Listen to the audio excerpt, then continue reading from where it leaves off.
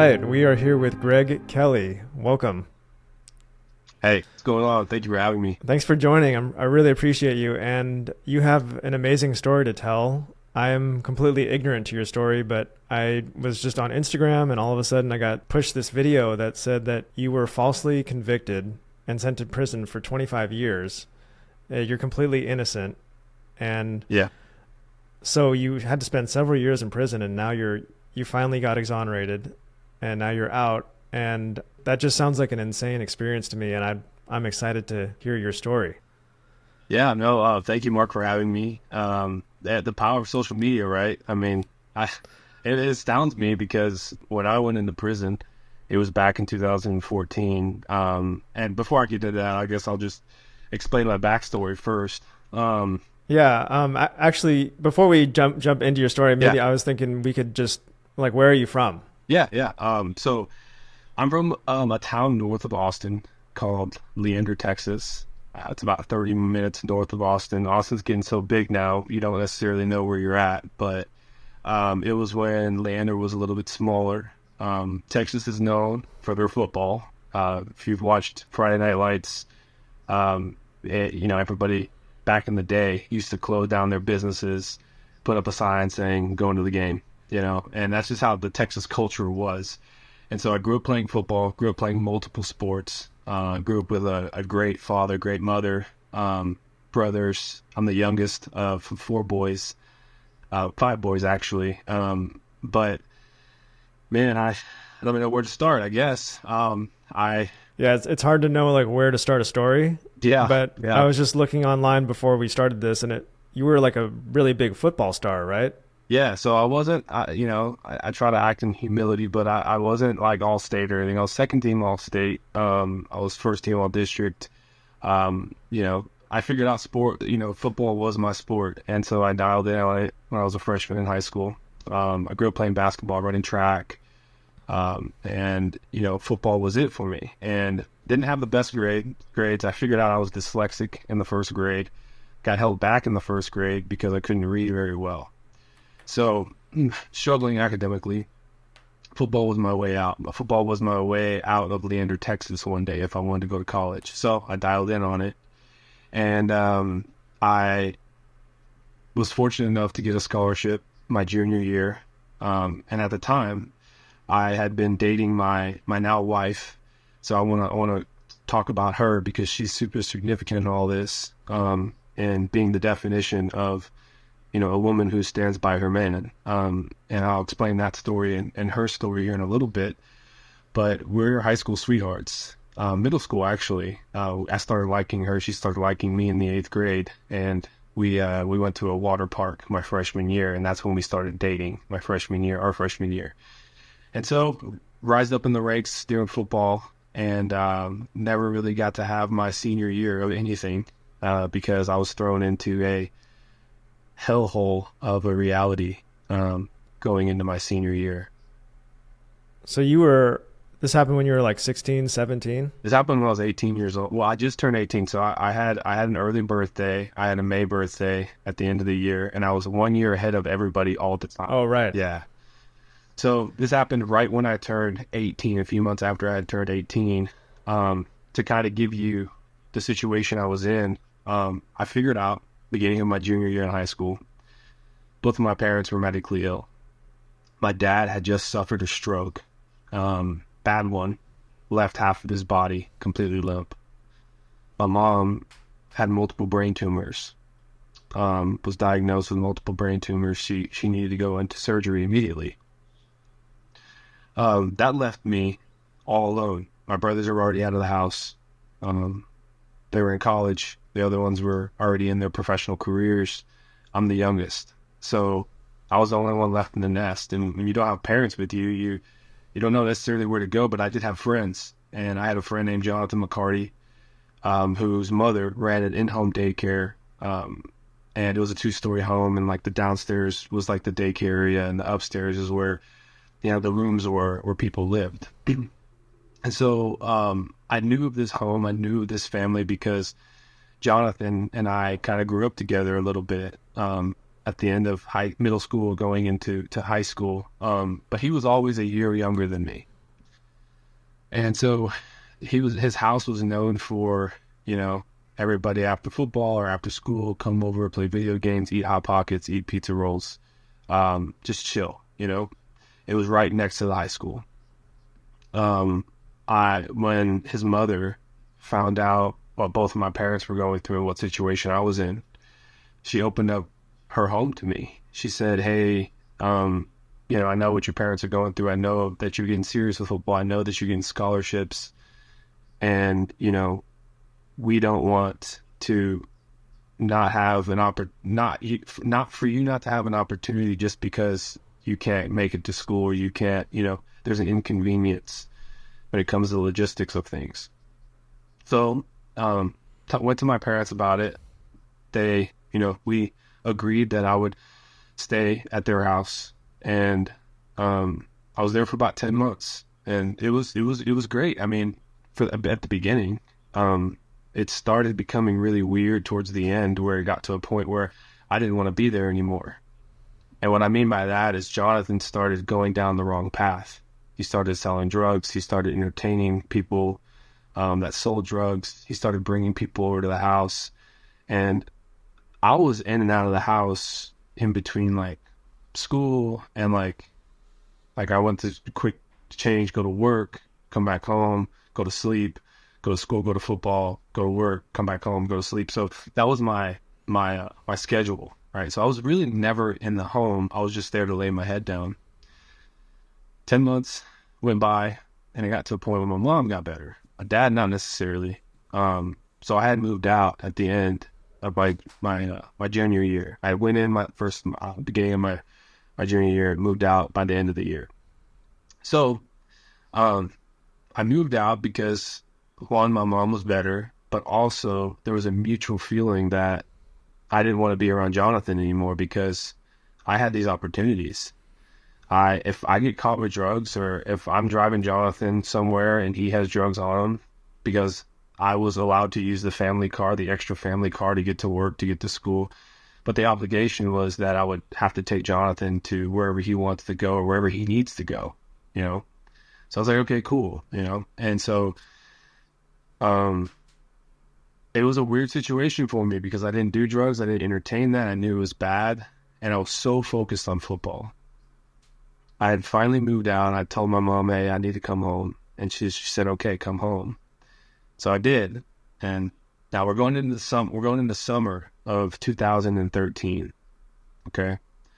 And at school, they have something called Champions Course, which is for the high schoolers who play football, just for them to have something to do during the summer and not necessarily sit down and play video games and just wash their summer away and get out of shape. So I was one of the leaders. I was going into a leadership position. I was going into my senior year. I had already started in football in my position my junior year, but I needed to step up my game because I was going to be a team captain. So showed up every day early, got everything ready, greeted all the youngsters that came in, all the underclassmen, made sure that they're okay. Just walked into a leadership role. 2 months later, or 2 months going into my summer, about to have my senior year to start. I mean, we're about to go into preseason camp, you know, for the football season. I get a call walking out of Champions Course, out of the weight room, and I saw a voicemail. I missed the call.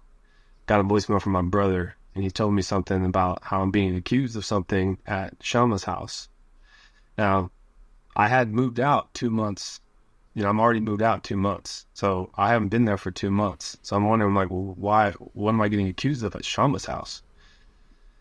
And when he told me what I was getting accused of, or what this child's father said, man, it's a disgusting accusation where you get sick to your stomach because your name is attached to it, and you don't know why. You just know you have nothing to do with it, and there's some type of misunderstanding, and you want to get out of the bottom of it. So I immediately said, "I'm going to Shama's right now," you know? And he says, no, the guy is really mad, like really mad, and rightfully so. If their child is coming to them saying that somebody did this to them at a daycare that you trust, rightfully so. I would be absolutely livid. I would be pissed. So, okay, I don't know what to do. And Marlon's like, well, I'm going to go over there. I'm going to talk to him. Just go home. So I go home, and it's not that no one will go home. It's like, what's going on? You've kind of stepped into the twilight zone here, you know? And I go home, and, you know, my mom's there, and I can't explain to her what's going on yet, because Marlon's like, don't tell anybody yet. Like, we're going to figure this out. And go home, and I just had to sit there and think, like, why am I being accused of this? Like, why is this going on? And I try not to think about it. And, like, it's surely gonna, everything sure is gonna be okay. Like, it's a misunderstanding, or I don't know. Well, time goes on, and the father, there's a lot of different things, but the father ends up waiting to go to the police for weeks, or the parents are waiting to go to the police for the weeks. And there's like this weird, like, backroom conversation about, like, there's ways to make this right, like, pretty much asking for money.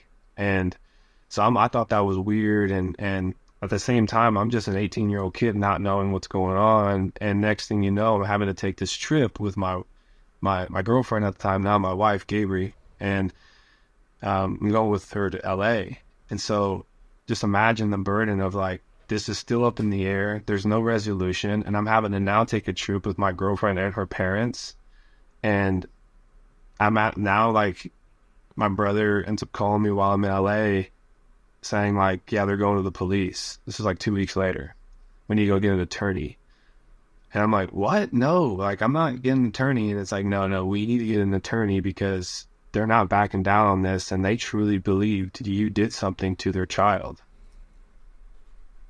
So I fly back home, and I get with this attorney named Patricia Cummings. And this is still summertime, by the way.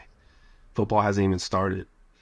And this attorney was recommended by Shama McCarty, Jonathan's mother, who owned the daycare. She said that she was a great attorney. She said that she was a super attorney, all these accolades.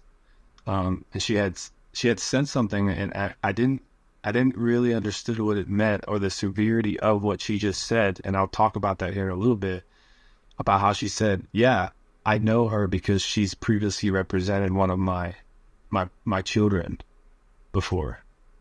Now that's huge. And I didn't know that at the time. I was just like, oh, you know that she's a great attorney because she does good work, and you've know or heard about it, right? And you have a personal relationship with her. Okay, surely this is one I could trust, you know, but that's not how it works in the legal system. That's called conflict of interest. And so, give me 1 second. No problem. I try to gather my thoughts. It's a lot. So Jonathan, his family recommends this lawyer. Yes. And at the time, you didn't really realize how significant this conflict of interest was. Correct. Yes. I did not know the significance of this conflict of interest. I thought I was just going to an attorney that I could trust, that could go fight and find the truth here and clear my name of this, because I want to go start the football season, right? I want my life to get back on track. And so I go and meet with her, and she asked me the whole questions, right? All the questions, and I feel like I'm going through like an onboarding process that she's going to be my attorney here. I had no idea that I was stepping into an actual fight. Like I'm preparing to fight for my life here. I thought I was just going to go to an attorney, and that the attorney's going to go talk to the detective and say, this is not why this is how Greg didn't do this, and you got the wrong guy, or it's a mistake. You know, next thing you know, I'm getting the news that, hey, the charges have gotten dropped, or actually, you know what, there's no charges yet. So it's like, oh, you know what, like it's over with. I'm going back to school. Cool. You know, not thinking anything of it. But a week goes by, and I get a call from Patricia saying that you need to come in right now. I said, okay. And the next thing that happened just started something that took a long, long time to finally fix. She said, there's a warrant out for your arrest. And now I looked at her and I'm like, what does that even mean? Because I didn't know what any of that meant, right? I never walked a life where I got arrested for anything. I never walked a life that I needed to be arrested for anything. And he's like, well, you need to go turn yourself in tomorrow at 6 a.m. So I'm not turning myself in. I didn't do this. Like, if I turn myself in, that says I'm guilty, doesn't it? And she says, no, that's not how it works. You turn yourself in, or they come and get you while you're at practice, or they come and get you while you're at work at the movie theater. I was working at the movie theater at the time. And she said, this is just kind of a step in the process. We'll get you out the same day. So I go and turn myself in, and that day I will remember for the rest of my life, because the look on my mother's face of having to walk her boy into a police station and like listen to the handcuffs get clicked on me. And, you know, I'm looking at my mom as I'm walking away through the doors, not knowing if I'm ever going to see her again, or something's going to happen to me in there. I have no idea what jail's like. And with a charge like mine of what I'm being charged with, and I had no idea what I was actually being charged with until I stood in front of the judge and the magistrate, and they read aggravated sexual assault of a child. And that's when things got really real for me. And that's when the little nightmare that I was feeling, or I was living, of being accused of something, turns into an absolute all-out hurricane of a nightmare. Because now I'm being actually formal charged, and I'm having to now go through whatever process of the unknown I'm about to go through. And I don't even know if I'm going to get out of this jail. So there's a lot of question marks everywhere. And, you know, it's the first time I've ever, cried a cry out to God, in a very desperate way, because this is not in my control at all. It'd be different if you actually do the crime and you hold yourself responsible for it and say, okay, I take the consequences. I'm at peace with this. There's no at peace with this. This is, even to this day, me being exonerated, I still have to fight the bitterness of unforgiveness, of hatred and rage, because, you know, I see somebody in public that was part of leading the charge of convicting me, which I have, and I do from time to time again. But this specific time, I sat there, and it took 13 hours to get bonded out. $50,000 bond. And I get bonded out.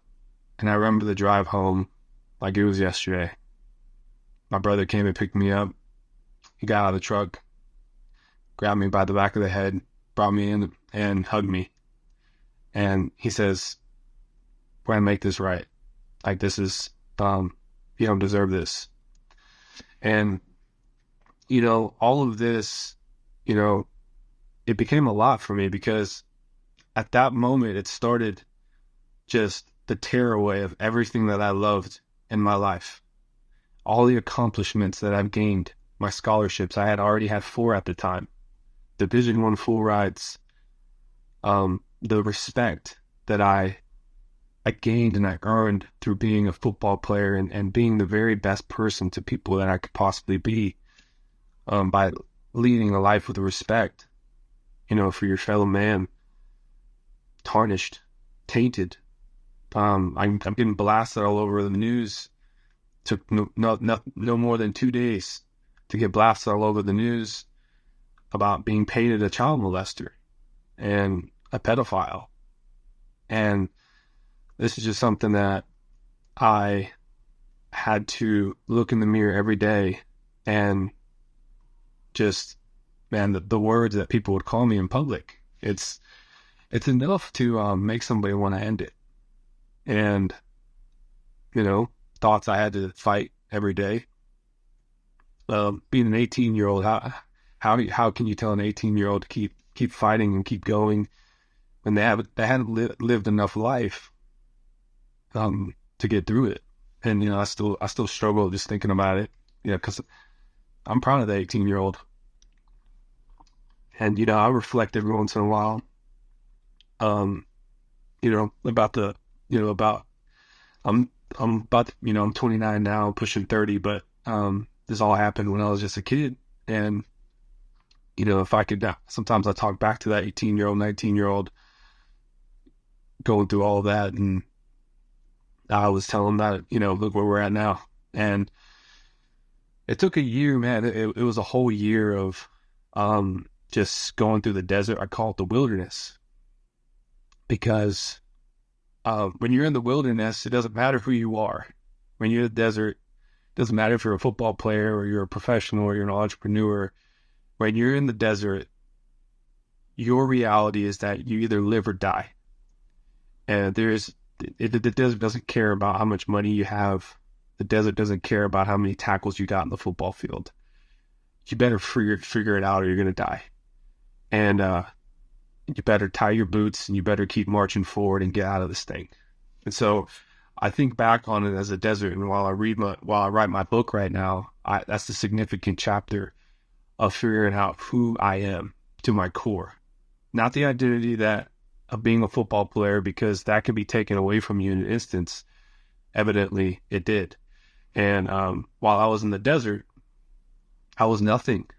And it took a year of absolute no investigation, no leading, no leads, no going to the crime scene, no taking pictures, no talking to me,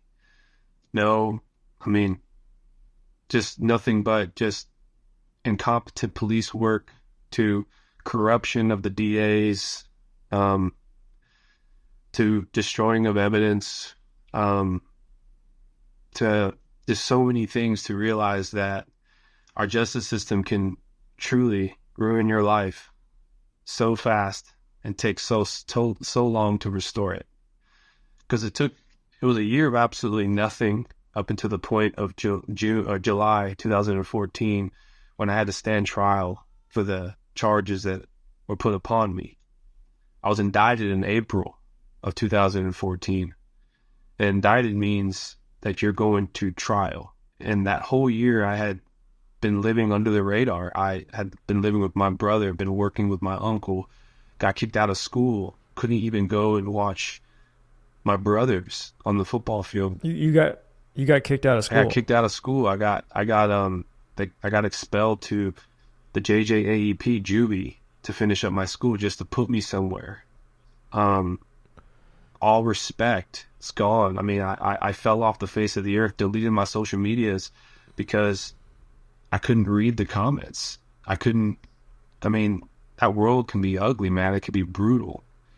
And I had to keep going, and I had to keep going by just doing the best I possibly can. July of 2014, and before I talk about this, I want to talk about my wife through this all. She was at school still, and she was a captain of the Bluebells, which is the varsity dance team. She decided to stay with me in all this. She chose not to believe what I was being accused of, because she had known me for 5 years already. She had known who I was, how I treat her, how I treat people, how I treat myself. And, I realized at that moment that she's undoubtedly in love with me, and I'm in love with her, because it takes love to get through something like that, and to stand by somebody who is being painted one thing, but you believe him to be something else. And I always respect her. I look at her as just a species that I've never even heard of before. I just try to think of a woman that could be as loyal as her, and I try not, I don't do the compare game, but I do appreciation, and it's just amazing, man. And she's talked about why she's done it, why she chose to. There was no doubt in her mind, and I've expressed to her on my podcast one time during our boys episode, where I had her sit in, and I got to finally talk to her and tell her how special she was and all of that. Because I don't know if I would be here today, or I don't know if I would know the capability or have the capacity to allow somebody to love me and me love them back, you know? And so, I stood trial in July 2014, and she stood there next to me. And before I stood trial, they do something called, they pick the jury, right? And I want to talk about this because I've created a foundation, and it's one of the pillars of my foundation that I now have today is to combat this very thing. And it has to do with jurors, with people that get that slip in the mail like you or me, and I still get the slip in the mail, even being an exonerated person of the state of Texas, I get that slip in the mail of jury duty. And you go and fulfill your civic duty during jury duty, right? It's trial by our peers, right? We are judged by our peers. That is what our founding fathers have implemented into our justice system, to be just and fair and to carry out our civic duty. And when I was sitting in that desk or that table in the courtroom, and they were trying to pick my jury panel, the DA and the defense attorney sit there, and they ask a whole panel of 100-something people, and they try to figure out who would be great jurors for a trial. And I just so happened to be standing in that trial. Well, the DA was up and he pleaded his case, and this is not a trial yet. He's just trying to win over jurors that he thinks would carry out the action of convicting Greg Kelley. So he puts up his little teleprompter. He puts up two pictures. One of them is my mugshot, and the other one is Ted Bundy. And who's Ted Bundy? Ted Bundy was a good-looking sociopath, who would go around America. He's one of the most notorious serial killers in America's history. But he went around and he raped and killed dozens of women. And there's a show on Netflix about him. He's one of the most notorious, most disgusting serial killers to ever have lived in America. And he put a picture of me and put a picture of Ted Bundy next to each other, and he looked at the jury panel and said, Greg Kelley is fully capable of doing what Ted Bundy could do. Don't let looks deceive you. Now, yeah, think about that for a second. That's so wrong. Yeah. And now, DA, they're going to shoot their shot. They're trained to do that. They're trained to win, by the way. That's why we have this justice system where the DAs, they're not there to find the truth. They don't care about the truth. They're there to get paid to win. They're there to get paid to uphold the conviction rate of the county that they are servicing. What are defense attorneys for? Defense attorneys are there to defend the defendants, right? So their best interest is to defend the defendants and get them the very best deal that they possibly can. Right. Now, when your defendant is saying that they're innocent, you have to go and fight a case to prove their innocence. If the defendant pleads guilty, then you have to go and fight a case to get the very best deal that you possibly can for the defendant. The DA is not there to find the truth. They're going to cast that burden upon the detectives. So you see how the justice system, they work interchangeably, and they work hand in hand with each other on the prosecution side. Right, the prosecutions also has the burden to protect the victims, if there's any. And so they'll go out and they'll talk, especially if they're, ones that have stepped into the political realm too. They'll talk about how they're protecting the victims, and they're going out there and they're being tough on the crime, and they're taking criminals off the streets. And their definition of justice, if they're not careful, will start becoming a successful prosecution, where in reality, if you watch the documentary that was made about me called Outcry, justice should never equal a successful prosecution. It should equal finding the truth. That is justice. Because if it's a successful prosecution and a person like me is saying, I didn't do this, I'm fighting for my life to prove now. I don't, there's no such thing in America where it's innocent until proven guilty. It's guilty until proven innocent. And my case is a perfect example of that.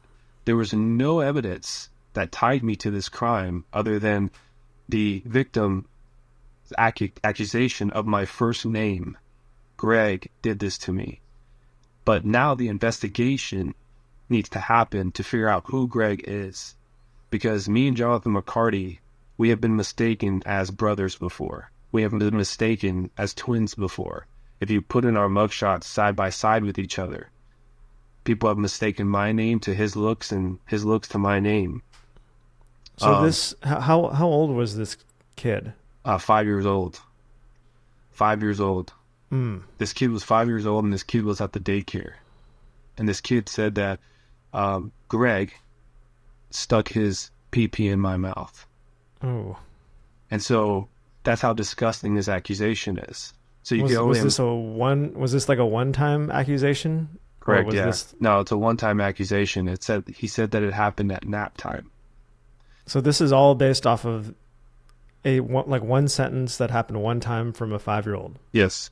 Sparked this whole thing. Sparked this whole thing to a point now where I'm fighting for my life for 25 to 99 years in prison. And here's the thing. Now, there's if you watch the documentary, they'll go into depth about the botched investigation, right?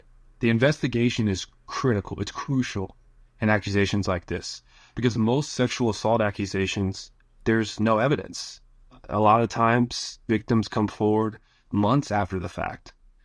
So the investigation is crucial to find out who the assailant actually is, right? Go and figure out, I need to go to the crime scene multiple times. I need to interview all leading any suspects, any possible suspects in the home, that any adult, right? Anyone who was close to those kids, because this accusation is not holding a lot of water right now. There's this accusation. I can't take this to a trial and fully expect to find the truth and to be victorious and to seek justice if a 5-year-old is saying that Greg, not Greg Kelley, Greg did this to him. And then the 5-year-old in the CAC interview, which is the Child Advocacy Center's interview, started describing Jonathan McCarty's room, the room with the trophies, started describing clothes that Jonathan McCarty wore all the time, started describing characteristics of Jonathan McCarty, but Greg's name is in his mouth. And what the detective failed to do, which any detective that would be going into detective school 101 day one would, okay, if somebody is saying, is giving the characteristics of this person, but is saying a name that doesn't describe that person, and the only way that you could figure out who that person is maybe go to the crime scene and go look at this person's room or the things that the child is describing. And he never did that. He never even went to the crime scene once. And he didn't even, it takes somebody who, not even a detective, to understand this, that you just grab 2 mugshots and you put them next to each other and you ask the child, who is Greg? And I think you and I wouldn't be having this conversation if the detective did that. And he didn't do that.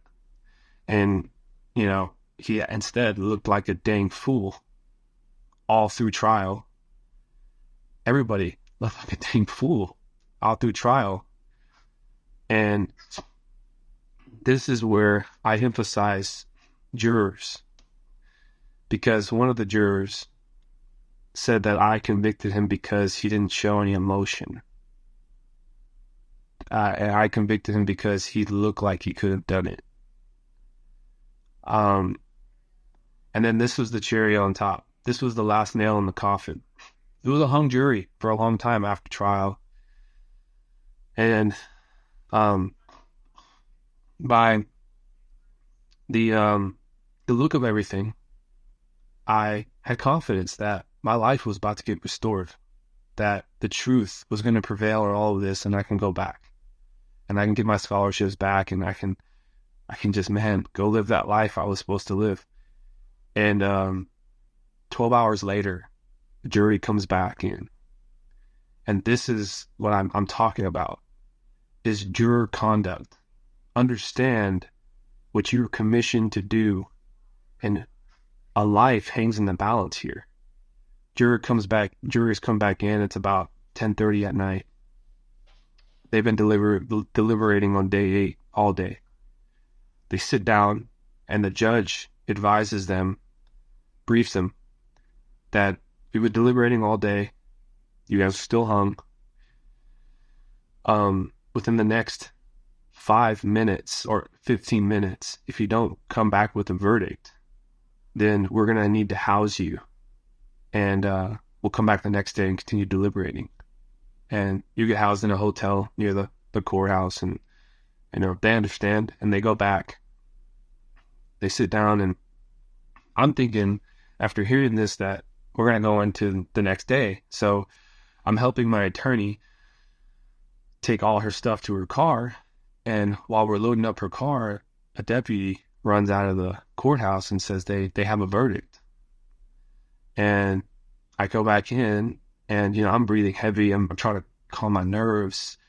I'm about to full-blown have a panic attack here. Because I'm thinking in my head, 15 minutes. 15 minutes. And I'm trying to think the best that I possibly can, that I'm about to go in and be found not guilty and get my life back.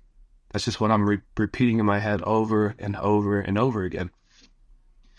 I go in there, and they come out, and the moment I realized that my life had just ended is when 3 deputies walk out with the jurors and stand next to me. And they only do that, and I figure this out later on, they only do that when the guilty verdict's about to come out. And I started looking beside me left and right, and I just start, my heart's pounding, and the courtroom is packed. It's packed with my loved ones, my friends, everyone. And everyone's smiling. They're getting ready to just go home, because that's how good the trial actually went. And the judge starts reading off the piece of paper, and the jurors, every single one of those jurors, all look at me. They're looking down. And I look at them, and I look at the detectives or the cops, and I immediately start crying because I know what's about to happen. And the judge reads off, Gregory Kelley on the count of aggravated sexual assault of the jury, or of a child. The jury finds you guilty. And that's when my head drops, and I collapse, and I go to the table, and my head hits the table, and I remember just kind of banging my head on the table a little bit, saying, I didn't do this, I didn't do this, I didn't do this. And it was just a flood of emotions, and, I was in and out all the time. I can't remember. All I remember is just my head hitting the table to a point where I bruised myself. I looked at myself in the mirror the next day, and I had a bruise on my forehead. And then I'll always remember the clicking of the handcuffs and the detectives holding me and rushing me away to the back of the courthouse. And the next day, I get that whole night I was put in a suicide cell. They gave me a turtle suit smock because they thought I was suicidal, and I felt like I was in an insane asylum. I then went out the next day and sit there with my family. And my attorney comes up to us and says, the judge and the DA, and I'm in a room, the judge and DA want to cut a deal with you. And I forgot to mention this, but the last time that the DA wanted to cut a deal with me was when they offered me 5 years probation before the trial. And I said no. Because then you have to admit that you did it, right? Correct. I have to go in front of everyone I know and I love. And to be, I'm a believer in God, and I'd have to go in front of God and say I did something I didn't do. And that just wasn't in me. Right. You know, my father had raised me to always tell me, make sure people do right by you, and you always tell the truth. And when the truth is looking at you in the face, you never succumb to anything, even if it's hard. And do you know how easy it would have been just to say yes to 5 years probation and compromise the truth and allow all this to be over? Allow all of it to be over. Go sign as a sex offender. Have this cloud over my head, gone. Not having my life in the balance, never having to know what it inside of a maximum security prison is in Texas. Not being torn away from my family, being able to have a home-cooked meal by my mother, enjoy Christmases. You know, I could have compromised the truth for all of that. And I didn't. And I've expressed this before in my podcast that I asked to go use the restroom during that little meeting I had. And there was a time when I was a sophomore in high school, and I was hanging out with some stupid friends, and we ended up stealing like a pair of shoes at a Kohl's department store. You know, first time I had ever stolen something, and it was, I don't know why I did it. It's just, and I remember, and it just wasn't who I was. So I was more ashamed of myself. And I remember my dad coming to pick me up, and it was at the time where I started taking football very, very seriously.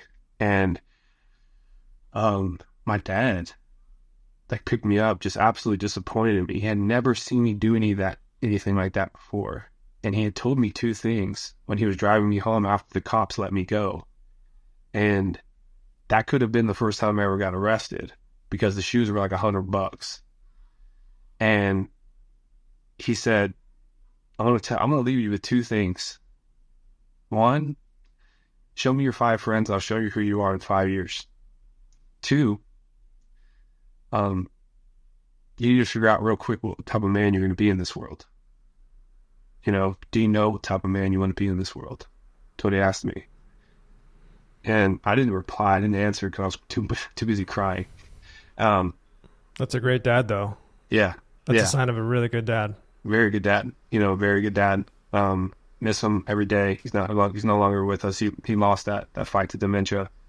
But when I went to go use the restroom and I looked in the mirror after I had just been offered 5 years probation, I saw my dad staring right back at me.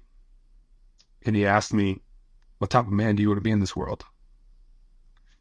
So I went back and I told the DAs that you can take it back to the big DA and tell him you can shove that offer up your ass, because that's not who I am.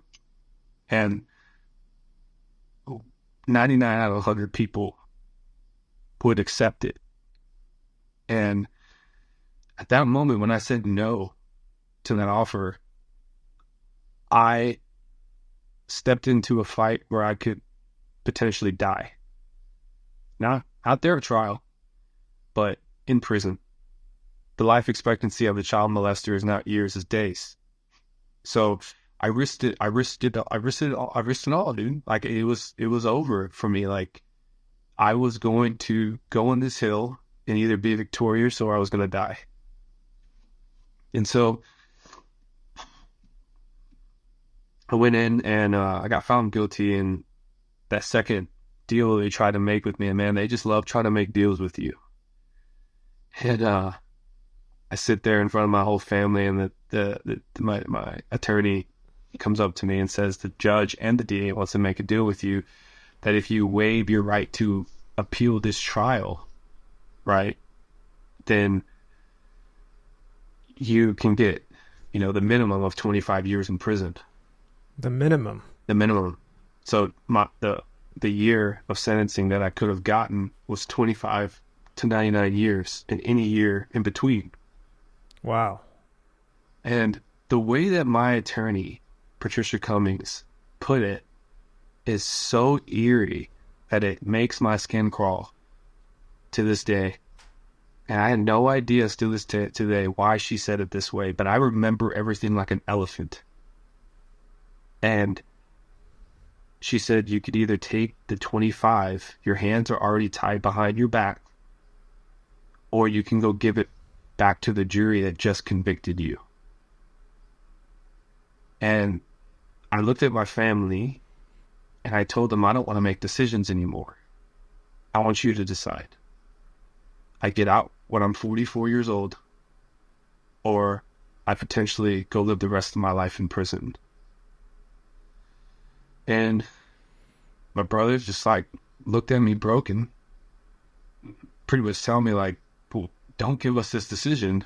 Like, we're your brothers. Of course, we're going to want to be with you one day again. So my brothers decided that I would do 25. And so the hope that I had when I said no, after being offered 5 years probation before trial, completely extinguished. I had no more hope. It seems really twisted to me because it seems like a guilty person would be more inclined to take a deal. Yeah. And you behaved as an innocent person, which, because of your behavior, they should have focused more on getting this one right.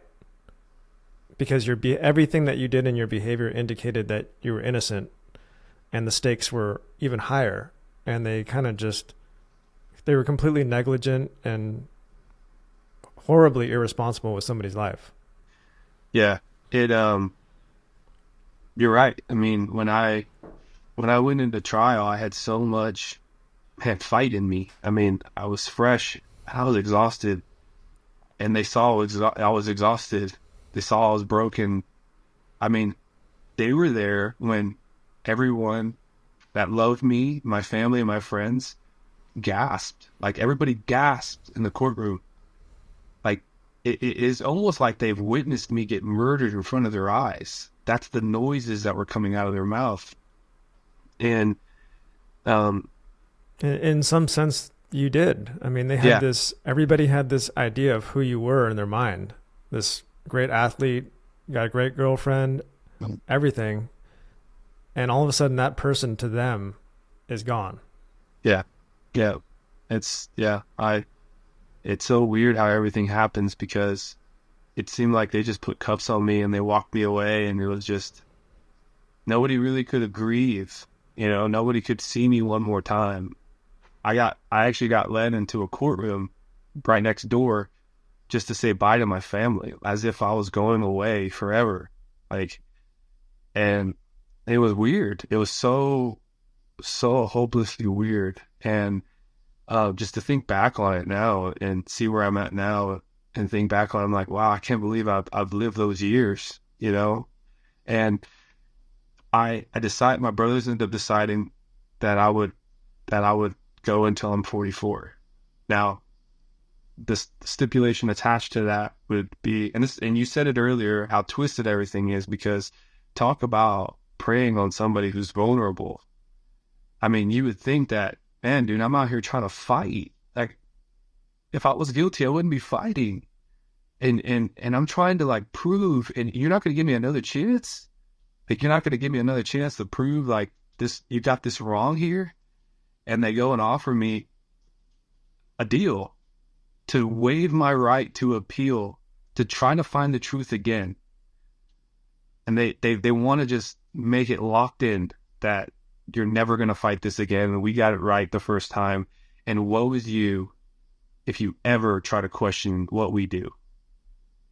That's who is our justice system right now.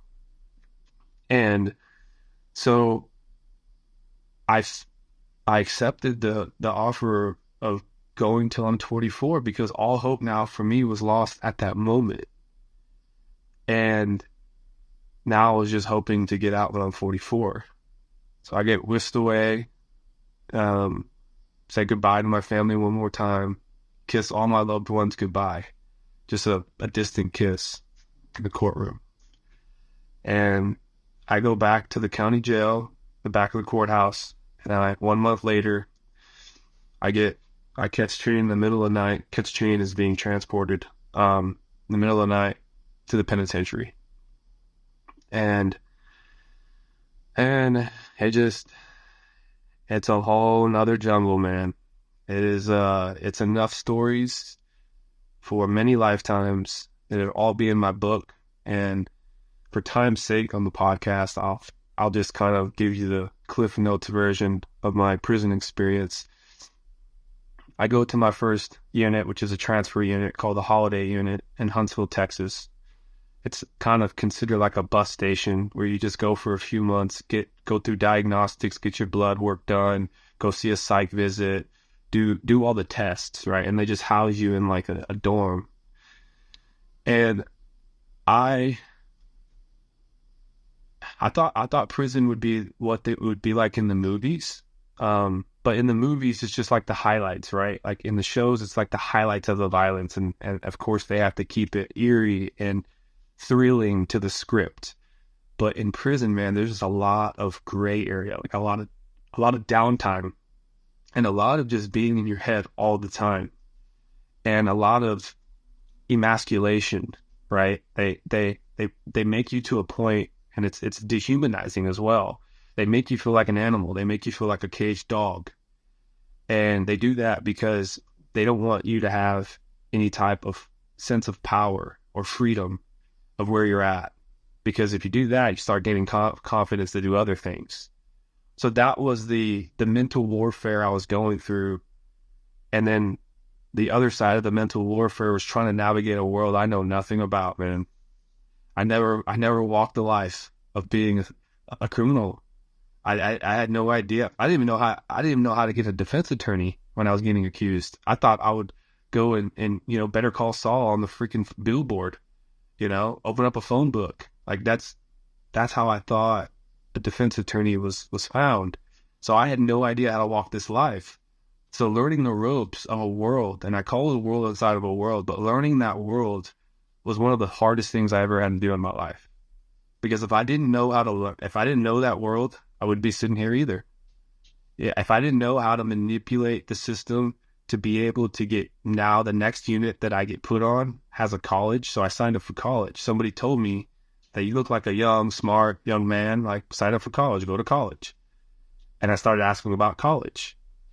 And he says, yeah, you'll get to a unit where a lot of people work and a lot of people go there for school, and it's not as violent. Because being 19 years old, being in shape, 230 pounds, being an ex-athlete, being young with a bunch of time, you better believe you're about to go to a gladiator unit. A gladiator unit is classified as a unit of youngsters that have nothing to lose and that love to fight. And God forbid I go to that unit, because if I go to that unit and they figure out what I'm in there for, I wouldn't see it past day 2.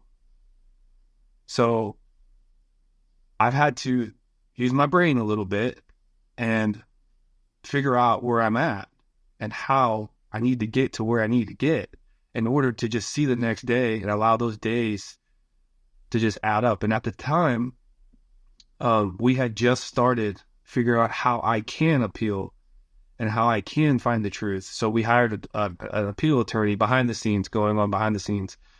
An appeal attorney was hired by my family that was recommended, bunch of recommendations, but that was recommended by Patricia Cummings, the same attorney that defended me in trial. But I thank God that he was recommended because he's one of the good ones.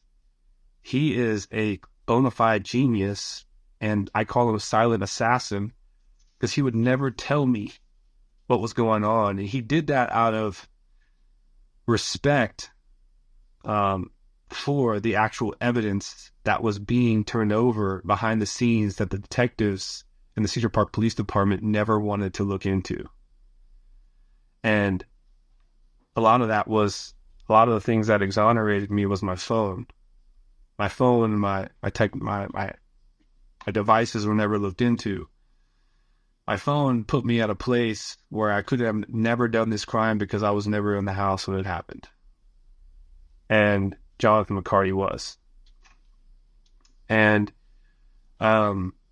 so there was a lot of evidence that never got brought to the table that would find Jonathan guilty and me innocent.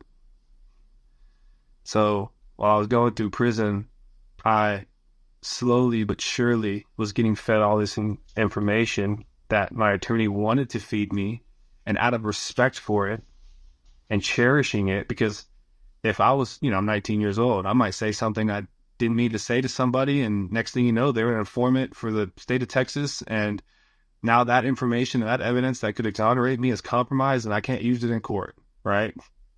My attorney was smart enough to understand my age and understand that if I said something I didn't mean to say to somebody about my case, then if I say it to somebody else, you can't use it in court. So, especially if they use it to testify. So, my attorney, Keith Hampton, my appeal attorney, Keith Hampton, had all his ducks lined up in a row behind the scenes, that he was fighting for me, as well as my family, my friends. There was a huge Fight for GK movement that was going on while I was in prison. People would gather and meet up, and the first one was when I was in county jail before I went to prison. It was in the parking lot of my high school. And at the time, this guy out of nowhere named Jake Bryden, and I had a podcast episode with him. He was a guest on it, and I got to explain who he was and how he was significant and monumental in my whole case, that he didn't know me from Adam. And the only tie he had was he was a student of my father-in-law, who was a leadership and very well-respected coach at the high school that I went to. And he saw that he was standing next to me in trial on the news one day and said, "Why is David Anderson standing next to this guy who's being accused as of being a child molester?" So he called David, and David gave him the whole rundown, saying, "Greg didn't do this. He's innocent. He's dating my daughter." And so Jake looked into it. And the next thing you know, Jake went from a curious, guy to being the lead voice out here while I was in prison to fight for my life. And he didn't need to. He didn't have to. And I always asked him why he did it. And he just said, "Man, it was a conviction I never felt before in my heart." And that strengthens my faith, and knowing that there's something bigger than us out here in this world. And because if you're convicted like that, man, I'm sorry, but there's got to be something deeper going on. And especially fighting for a guy, you're putting your name, your business, very successful construction owner, company owner, putting your business on the line, putting your name on the line, putting your family's reputation on the line. For me, you don't know me. And so, it's absolutely beautiful to think about. And I'm going through prison, and I get sent to a ID unit after diagnostics, which had a college, and I ended up going to college. And it was a maximum security prison, medium violence. But something happens in that prison that I will remember for the rest of my life. And it's the first time where I actually truly was absolutely disgusted about being in the place I was being and being next to the people I was living with. And it was when my first appeal trial, or my first appeal attempt in a lower court, gets denied. Of course, the newspaper picks up on the newspaper. And now everybody in the unit knows what I'm in there for. And so now I'm getting scared, right? Because in prison, when you're in prison, it's kind of out of respect. You don't ask each other what you're in there for, So nobody really knew what I was in there for, and I didn't want anybody knowing what I was in there for, because I was fighting and trying to prove that I'm not what they're painting me out to be. Mm-hmm. And so I'm having to accept my reality, but still fight and have the hope that I wasn't going to go home at 44 years old. But I had to control what I could control, which is how I behave, what my attitude is, and how I navigate this world. That was my main focus. And I was allowing my attorney and everyone who loved me, that wanted to stand up and fight for me and go to bat for me, to do what they do. that was the system. That was the standard that I was holding myself to. Now, this newspaper comes out, and I go down to the day room, and there's about 60 people down in the day room. And I remember this newspaper comes out, and everybody's kind of looking at me like, wow, I didn't know you were here for that. You know, a few people came up to me and gave me mean looks and called me a chomo and called me a pedophile and this and that. Nothing ever physical. And I even have a best friend to this day that's still in prison who's doing life. It's amazing how that works too, right? A place you're never supposed to be, you still make friends, and you still can relate to people because they are human beings. And I sit there in that day room, and this man comes up to me and sits next to me and has the newspaper in his hand, and he looks at me, and he says, "Hey, they just they don't understand us." That's what he said. And he looked at me, and I looked at him in his eyes, in his cold, soulless, nasty eyes. And at that moment, he's pretty much saying, like, you and me are the same. And I look at him, and I look right deep into his eyes, so I'm nothing like you. And I walk away, and I'm so angry. It's just a rage of emotions, anger, hatred. Start crying, start walking back to my cell. And I'm asking if this is ever going to end. You know, this image that get put upon me, this new identity that was forced upon me by the state of Texas is ever going to end. And I'm just trying to figure out how to live next, day by day. And everybody now knows who I'm in there, what I'm in there for. And I'm expecting to fight for my life now every day. I'm thinking the worst, right? Like, I'm in my cell. I'm thinking the worst. Like, I'm shadow boxing, getting ready, keeping my body ready, like, if I need to fight. And as the time went on, I figured out that people really just didn't care. Because for the first few months, I was establishing myself as somebody who, I show you respect, you show me respect. And I started playing football and basketball, and started, doing a lot of activities out in the rec yard to gain some friends, to gain respect from other inmates. And these scenarios in my head where I have to go and protect myself over and over again, because the most frowned upon thing and the most disgusting thing in this world is being painted a child molester. And you know what happens to them in prison. Didn't happen to me as much. And it's sad because I did see it happen to other people. I did see it happen to one of my cellmates who ended up killing himself. I walk home. I'm walking back from school one day, and everybody's outside of the cell block getting walked to the gym, and they're clearing out the cell block with crime scene tape. And I walk past trying to see what's going on, and there's medics, there's guards, there's a whole team there. And I walk to the gym, and one of the inmates comes up to me and says, "Hey, did you hear about your cellie?" "No, what's going on?" He says, "Oh, he's hanging from the bars over there." And it's hard, man, just to go through all that, like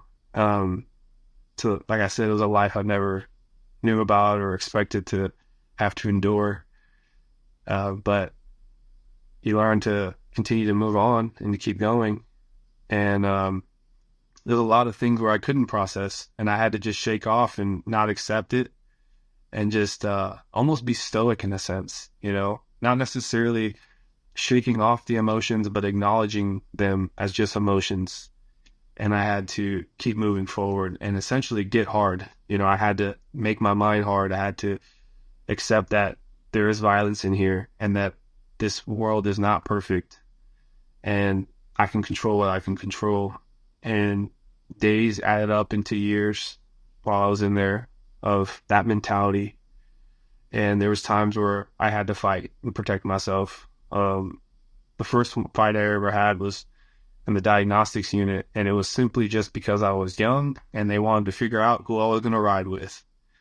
And it's called the Red Door, and it's called a heart check. They want to know where your heart's at and who you're going to stand up for and who you're going to stand up with. You know, I'm half Hispanic, half white, so they've classified me as white. So of course the Aryan Brotherhood, the Aryan Circle, all the white supremacist gangs approach you and ask you, you know, are you going to run with us, this and that? And I just said, man, I'm not running with anybody. I'm just trying to I didn't say fight for my life at the time. I just said I'm not interested. And of course they then go and do the heart check, and they want to see where your heart's at. If something does pop off, are you going to fight, or are you going to lay down? And it's inevitable you have to fight. And they're not like punching your face or anything. They're like beating the living crap out of your body in a blind spot of the pod. And so that's the experience I had to go through.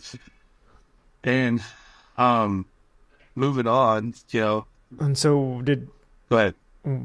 I guess I'm just curious, how did that heart check go? Did you show them that you are a fighter? No, yeah, I got beat up. But it's to a point where they don't beat up your face, because if they beat up your face, then the whole cell block's gonna go under investigation. The only time you ever get physically abused to a point where you're beat to a pulp is if there's some type of rage that or violence that needs to be put upon you.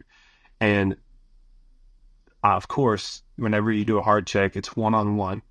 And if me at the time, I was, you know, about the size of what I am right now, I, you know, got through and cleared through the first person, so they didn't put two people on you, to a point where you're not going to win. It's inevitable. You're not going to win.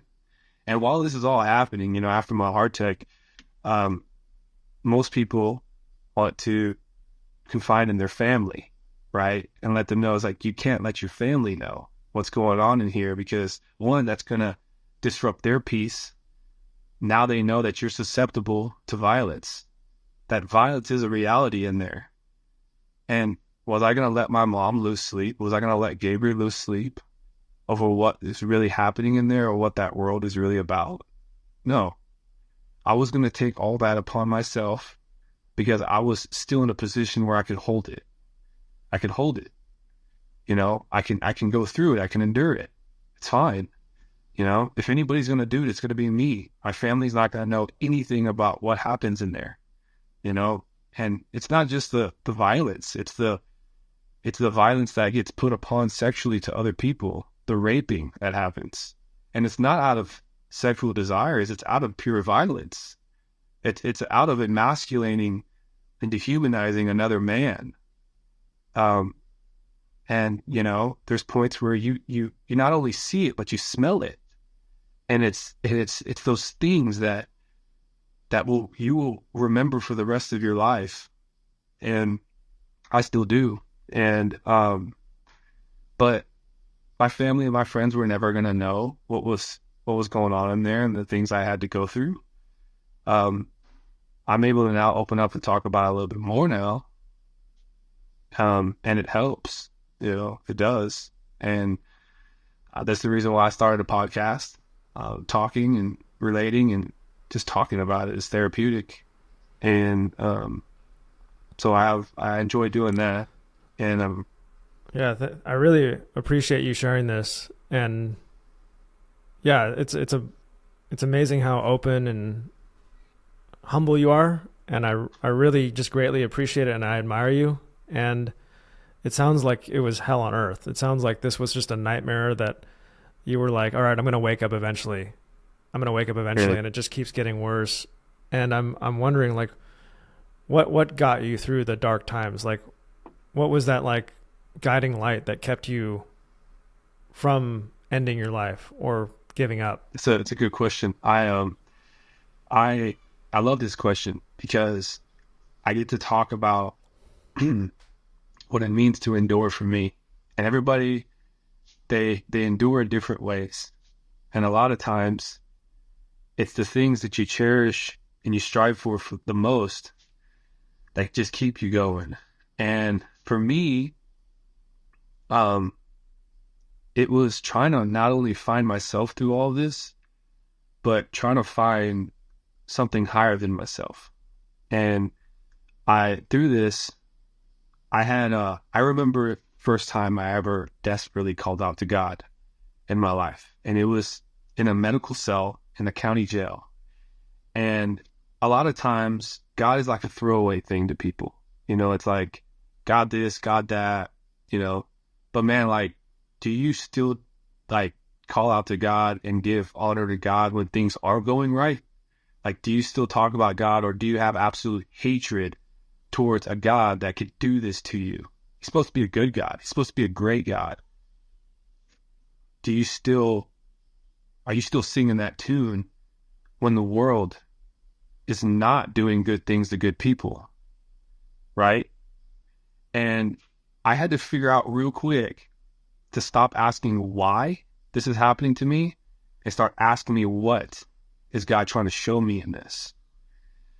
So when I started shifting that lens, things started opening up for me, right? I didn't know I had a skill for woodworking, right? I thought my identity the whole time through all of this was football. And now this is pretty extreme. It's like trying to find a skill while being wrongfully convicted for the worst crime in the world in a place that is violent where your life could end. Now, it's pretty extreme to think of it that way, but it's just a really crappy pair of cards that was given to me in life. And it does have levels, but in the grand scheme of things, I learned a skill that now serves me in my life right now that I would have never even learned. I can't say that, but I would have never learned if I hadn't have gone to prison. And now it's a business, it's $1 million business, and it's axe throwing targets. And I didn't axe throw in prison. I just knew how to started learning how to use power tools in the job I had in the factories. And I loved it. I loved creating. I loved crafting. I loved just getting lost in it, right? I mean, you're an artist. You know what it feels like, man, like to get in that flow. And it's that fulfillment that, like, man, this is it right here, man. It doesn't get any better than this. Absolutely. And so getting lost in just creating got me out of the reality I was living. There's an old saying. It's like, all you have to do is just, when you open up the door of knowledge, you exit this world and step into another one. And I opened it up and I started learning. I just wanted to learn about all these different things. It got to a point where I was just become obsessive with learning about the Bible, learning about religion in general, all the different religions. Started learning about how to make things out of wood, learned how to weld a little bit. I don't have a certification, but I learned how to weld through the job I had out in a factory in prison. And then I learned about psychology. I took a lot of psychology classes in college. So I just became a sponge. And so it got me out of the world I was living in, and I stepped into another one. I dove deeper into my faith. I signed up for a faith-based dorm. And while I was in that faith-based dorm, I took something called, I'm going Blake. It's called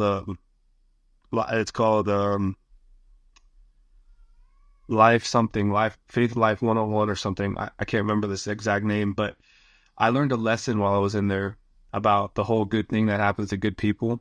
Well, I learned this. I read this scripture. It's John 16:33, and it says that for me, or in this world, you will have peace, but take heart. I've overcome the world. Or in this world, you have trouble, but have peace and take heart because I've overcome the world. And when I heard that scripture, I immediately thought, okay, maybe this world does have imperfections. Maybe it does have flaws. Maybe evil stuff does happen. And if I try to live a life where good things happen to good people, then the conclusion of that would be that I'm going to be hateful towards a God who is trying to tell me that good thing happens to good people. Now, I don't want to believe in that God. But there's evidence that shows that this world is imperfect. So bad things can happen to good people. And when I started realizing that, and I started understanding that my whole idea of faith falls upon that I need to figure out how to endure through this really tough challenge of my life. And at the end of it, I just got to hope that there's going to be something greater on the end of it. And I've realized now, sitting where I'm at now in my life, that I got a business, I got a beautiful wife who stood by my side through it all. I've got a beautiful Wow. daughter that was just born 3 weeks ago. I have a home. My mom's still here. My brothers are still here. I get to see my mom every day because she lives on my business property. I put a little mobile home next to my shop so she can be close. I've got my wife has a business. My wife has a beautiful family that stays close. We have Tuesday night dinners. And I started a foundation through a story that it was an absolute mess, and I turned it into a mission.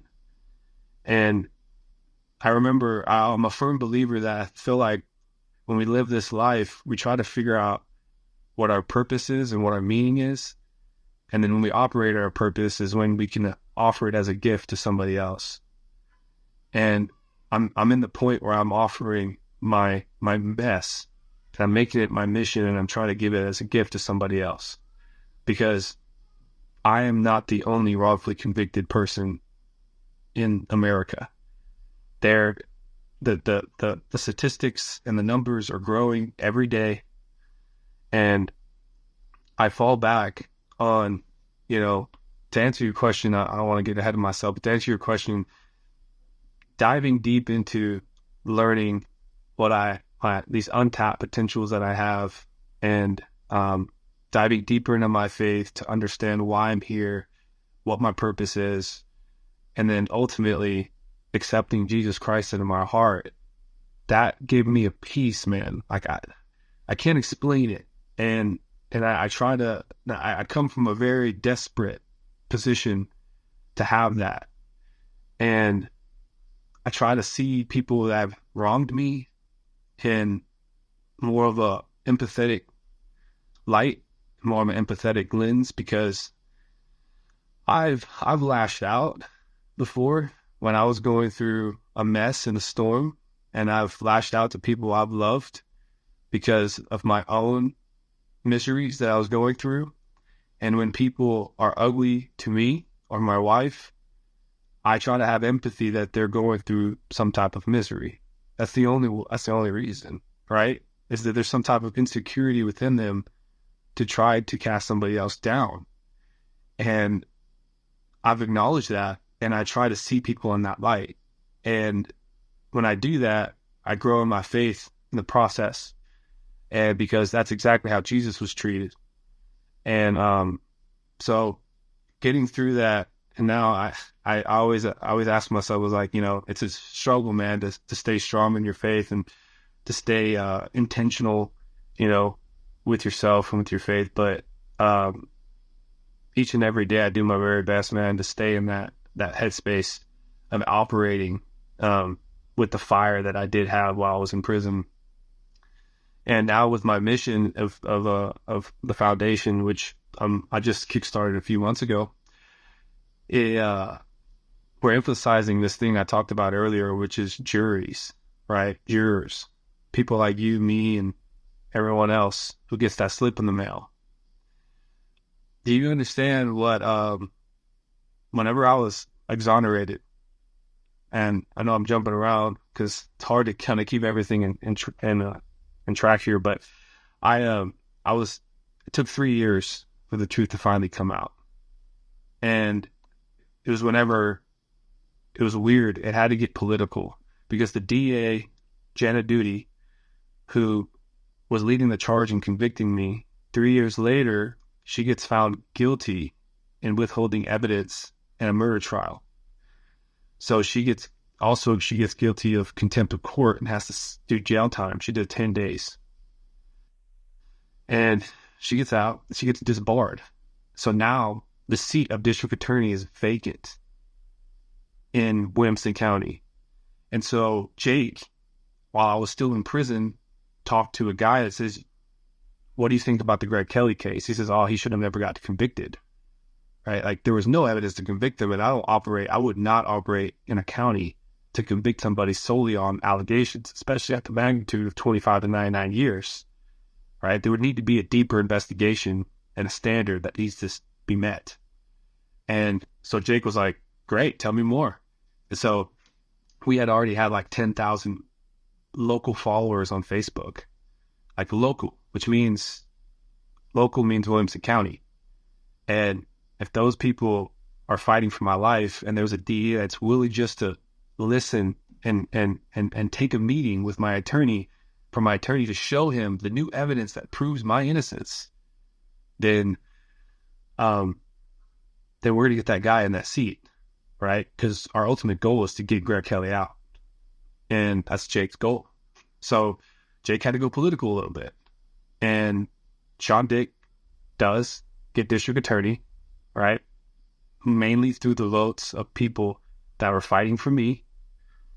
And Sean took that meeting. Keith could not get in. I'm already in there 3 years.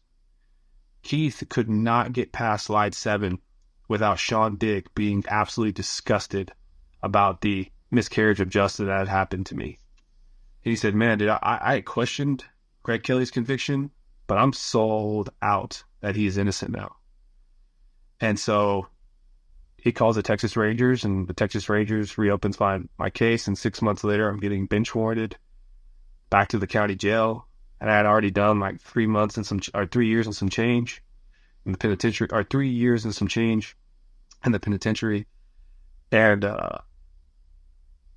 there's a new hearing date. It's called the evidentiary hearing, which is kind of essentially like a mini trial. It's weird. It's like a 3-day situation where the DA and my defense attorneys, my appeal attorneys, kind of bring forth the evidence that is brought forth. And I was thinking that like the DA and the defense attorneys were like going to go at each other like a trial does. And lo and behold, I'm sitting in this hearing on August 2nd, 2017, and the DAs are singing the same tune as my defense attorney. And it's because the DAs are absolutely disgusted. The new DAs, not the previous ones under Janet Duty's reign, but the new ones that are there to operate in truth, into fighting the truth. They're disgusted by the truth, right? And so now the Judge Donna King, who's residing over my case now, over this hearing, she's phenomenal, by the way. I still have a relationship with her to this day. But she is absolutely blown away with what had happened to me and all this new evidence that never got looked into. And do you know who also had to take stand during that evidence hearing? The detective that led the investigation. And that's when he got asked by the DAs, after making an absolute fool of himself, showing that, I mean, he can't guard even a freaking building, man. Like that's how incompetent he is. And he got promoted to sergeant over 10 investigators after my conviction, by the way. So, pretty crazy. But he gets asked a question by the DAs on stand. What is your definition of justice? And he kind of pauses a little bit, looks up, and it says a successful prosecution. And everyone in the courtroom gasped. That same gasp, and I had a lot of people in that courtroom, same gasp that happened when I was convicted. Because now we know what happened. This guy was painting me to be the person, and that there was nothing else that he was going to go with. No other person, doesn't matter. It's proven that he was fed information about Jonathan McCarty before my trial, did nothing with it. And a lot of the evidence that came forward pointed to Jonathan being the person who did this. And never got looked into. So this whole time, Jonathan is just roaming the streets. Yeah. And this whole time, did you know that it was probably him? started realizing, and it hit me like a ton of bricks when Jonathan drug and raped a girl while I was in prison. He drug and raped 4 girls. And there was multiple testimonies of people saying that he was drunk and high at parties confessing to the crime. And he also, one of his friends was looking through his phone at a party and saw multiple pictures of child pornography. And then it just started hitting me that my once best friend actually did this. And I'm in prison when he should be. So, yeah, man, it's, the hearing goes through, and the judge is, she is so, like, she's never done anything like this, something like this before. It's unheard of, man, to get to this point in the justice system. It really is. Like, it's really unheard of to be railroaded. And I don't give, like, I don't cast down, like, credit, or I don't, like, kind of diminish any, like, respect towards people that are wrongfully convicted and killed, and wrongfully killed by police, or, like, wrongfully killed by people, or, like, brutally murdered, you know, for no reason. Like, I don't discredit any of those things. But the definition of railroaded is when every area of the justice system fails you, from the detectives to the jurors to the DAs to the actual judge who was falling asleep in my trial. He was falling asleep, dude. Like, he retired right after my trial. He fell asleep multiple times. He had to be woken up. And so that's just kind of the circus we live in the judicial system in America. And, but 3 days is over, and the judge says, I need to look over all of this. And, when she said that, she actually meant I need to pray over this, because that's how just stressed she was. And, 2 weeks later, I'm in my cell, and they put me in an 8-man cell by myself. And I was just watching TV one day, doing my normal routine, waking up, cup of coffee, Bible study, workout. It's around 10 a.m. when my cell door opens on August 22nd, 2017. And the sheriff of the county, not a deputy, the actual sheriff, the big dog, walks up to my cell, opens up and says, hey, you got an attorney visit. I'm like, I know who you are. Why are you telling me this? And he says, I'm working today. Just thought about walking around. He didn't want to just see, he wanted to witness this. Because he was privately pulling for me as well. He was a new sheriff that got brought in with Sean Dick. So he walks me down to the attorney room, and my attorney, and I'm sitting there and nobody's there yet. The sheriff's behind me, looking through the glass window. My attorney walks in with a piece of paper and a little grin on his face. And he slaps the piece of paper to the window and says, read that for me, Greg. And it says, immediate release of Gregory Raymond Kelley. Signed, Judge Alda King. And I was granted an appeal bond to get out of the hellhole I was in. Now, it doesn't mean my case is over. It just means now I can fight from home. And I was thinking, like, well, I got so emotional that time, and I told Keith, I was like, what do we do now? He's like, what do you want to do? I said, I'll go home. And he's like, well, let's go. And I said, well, I gotta go get my stuff. And he says, do you want to take that stuff home? I said, no, I gotta get my Bible, man. I gotta get my books. I gotta get all my stuff that I cherish. And he's like, okay, I'll go with you. And I'm going up there, and I walk up there, and I look at Keith. I was like, is there any stipulations? Like, what's going on? And I'm in disbelief, man. Like, I've been institutionalized to call that place home for so long that I can't believe I'm finally walking out, And so it's all just coming to me. It's rushing to me.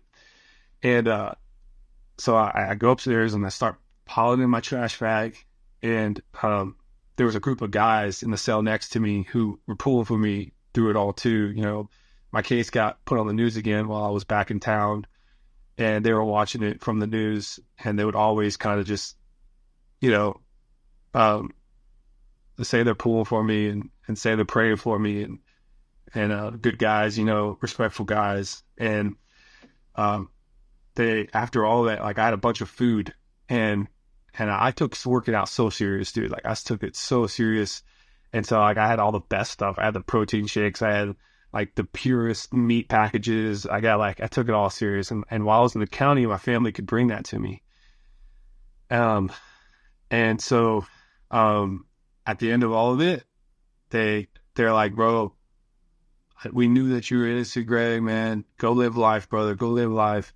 And I'll tell them, like, it's not over yet, fellas, but I can go, and I'm gonna go fight from home. And he says, oh man, all that's gonna get overturned, brother. We know it is, and go live life, and don't forget about where you were. That's what he said. And the bag with all the food, I just kind of put it in front of their door, and I told the sheriff, just, can you make sure this gets in here? He says, absolutely. So you know, they were very appreciative of that, and immediately I walked out with just my Bible, my coffee cup, my prison ID, and a couple books. And I walked downstairs, and there was a huge welcoming of a bunch of people that got the news within minutes. They stopped what they're doing. They're leaving work in the middle of the day. They're, you know, I mean, the head coach of my football team left school in the middle of the day, and there's a huge just gathering outside the door that I was going to walk out of. And there's a couple of videos on my pages on social media that shows that moment. And I walk out, and my wife, she had got the news before I did. So I was the last one to know, apparently, that I was getting released. And my wife got the news the morning of, because Donna King made that decision at 9 a.m. And I had gotten released around like 11, 12. So my wife immediately, when she found out at 9 a.m., she was the first person to know. She was in LA at the time. She was an NFL cheerleader for the Chargers.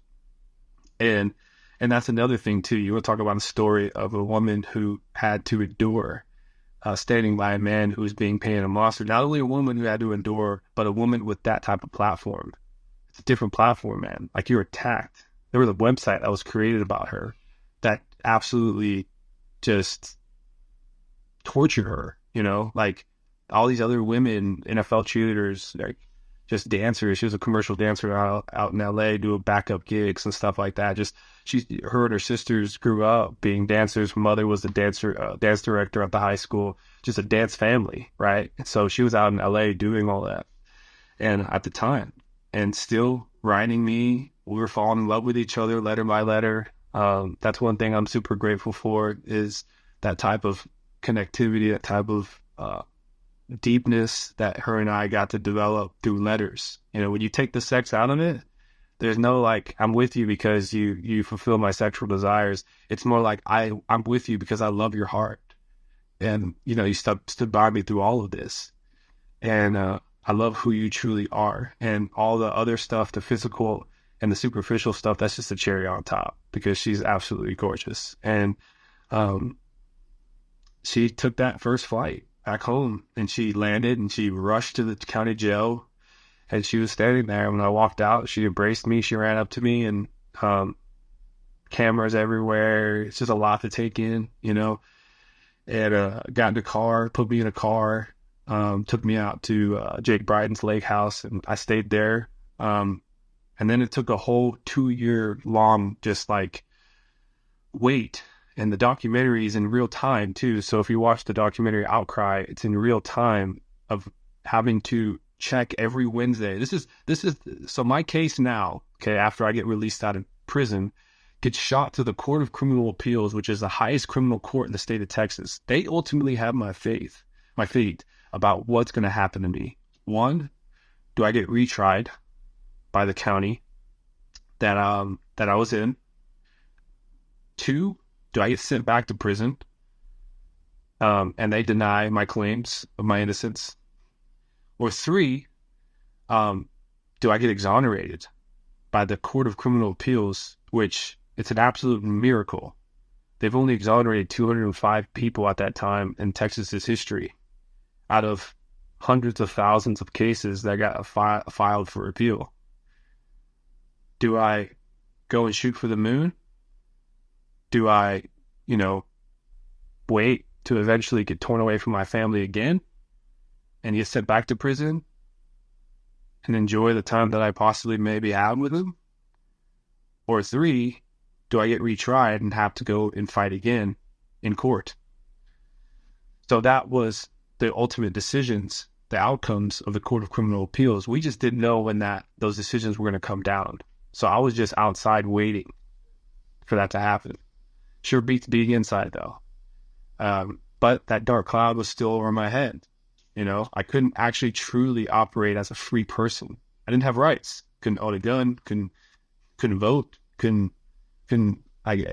I still had a stipulation of watching where I went, stuff like that, So, and I was still a convicted felon. And it took 2 years. And it was in real time, week after week, check a list. Out of all things, you have to check a list online on the Court of Criminal Appeals website. And the documentary got that every Wednesday check, and you could tell how long it was because I decided to grow my hair out. I did a little thing and I decided to grow my hair out the moment I got released. So, and I had like the whole ponytail and all that. So it took 2 years. And, but it was in, New York. We were up in New York at the time. I had told my documentary crew, about 2 years in that I was going to move up to New York for about 6 months while my wife was doing a semester of dance at the Broadway Dance Center. He says, okay, we'll go up there every Wednesday and still get the footage, right? So it happened up there, November 6th, 2019. And my wife and I, when I got out, I had proposed to her December of 2017 in hope and in faith that I would marry her one day, that we would be engaged until the day that I was truly free, I was exonerated, and that I would walk down that aisle as a free man, and that there would be nothing holding us back to taking each other. And, November 6th, 2019, I got the news from the Court of Criminal Appeals. That day, such a nervous day. And every Wednesday was a nervous day.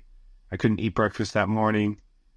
I had to fight off these negative thoughts, every day, and check that list in our tiny little studio apartment in New York. And there I was at the top of the list, relief granted. And here's the thing. When you're at relief granted, that's great. Then you have to click it. And I had 6 claims in the Court of Criminal Appeal. And I am the first person in the state of Texas history to ever have all 9 judges grant all claims filed as actually innocent and exonerated. And I say that because there's this one judge that her name is Judge Keller, and they call her Killer Keller. And the story behind her getting that nickname was when there was a case, a death row case, execution case got brought to her desk to preside over. It got brought 1 minute too late after 5 p.m. for stay of execution, and she denied stay of execution because it was filed 1 minute late. And this case was actually shown to have this guy potentially be innocent, and he 1 month later went to go and be executed. And that was the judge that was ultimately one of my judges that had to either say I was innocent or not, and she declared me innocent, which was the first case she ever said somebody was innocent on. And so they chalked it up at the end of it with the description that this was one of the most disgusting proofs of miscarriage of justice in the state of Texas history. And we are ashamed of this, and we need to work on it. And a month later, we got to sit in front of the same courtroom, stand in front of the same courtroom with long hair, singing a different tune with different emotions, because it was my exoneration hearing. And I got to stand there in front of Judge Donna King, who made the tough decision to give her recommendations to exonerate me to the Court of Criminal Appeals. And she sat there and declared me fully and undoubtedly innocent, and that I am exonerated, and got a whole piece of paper with it. And that same day, Gabriel and I went over right next door to the county clerk's office and signed our marriage certificate. And 2 months later, we're walking down the aisle, starting life together. And that happened in 2020, right before the world ended, January 19th. And now I'm years later, I started a business. I got to play 1 year of college football. I got to go full circle on that. And yeah, man. And Wow, now that's amazing. I just started a family, and got a little 3-week-old precious little girl, and love being a dad. It's definitely, people have always told me your life changes forever, and it actually has. Like, everything that I do and everything I think about is her, like making sure that she's good, making sure that everything, she's on the forefront of my mind every day. So yeah, that's my story. Man, that was a really intense story, but beautiful. And it's incredibly inspiring. And I wrote down some notes here while you're talking, and it's like, in life, we get very few opportunities to learn who we are. We can go our whole lives without knowing really who we are. And it takes an incredibly difficult, traumatic situation to really figure out what you're made of. And it seems like in the darkest moments, when you had every chance of giving up, you tapped into something really amazing and strong and pure. And I've studied a lot of like spiritual philosophies, and one of the most powerful ideas I've come across is that you need to die before you die. And then you can really start to live. Confucius talks about this. The ancient Greeks talk about this. It's like this idea that you need to go through this like psychological death experience in your life, and then you can come out on the other side with this new vision. Yeah. And it's kind of like the hero's journey as well. You have this period in the hero's journey where they go into the abyss, and there's this like dark night of the soul, and you come out on the other side, this enlightened being. And I'm curious to know how this whole experience has shifted your perspective on life. It definitely has. It definitely has. I look back. I'm 29 years old, and all of my friends that are 29 years old that I went to high school with, now I don't say all of them, but most of them, they're still living for the weekend. They want to go out there and put limitations on their potential, not necessarily seeking to be uncomfortable each and every day, because whatever you challenge grows. And I look at life now as just like this never-ending process to get better as a person, as a husband, as a father. I try to be more in tune with reflecting upon certain experiences, my day, traumas that I still deal with. And the biggest thing that I've learned and that I go through now is to understand what lenses I look life through. And I can be very bitter.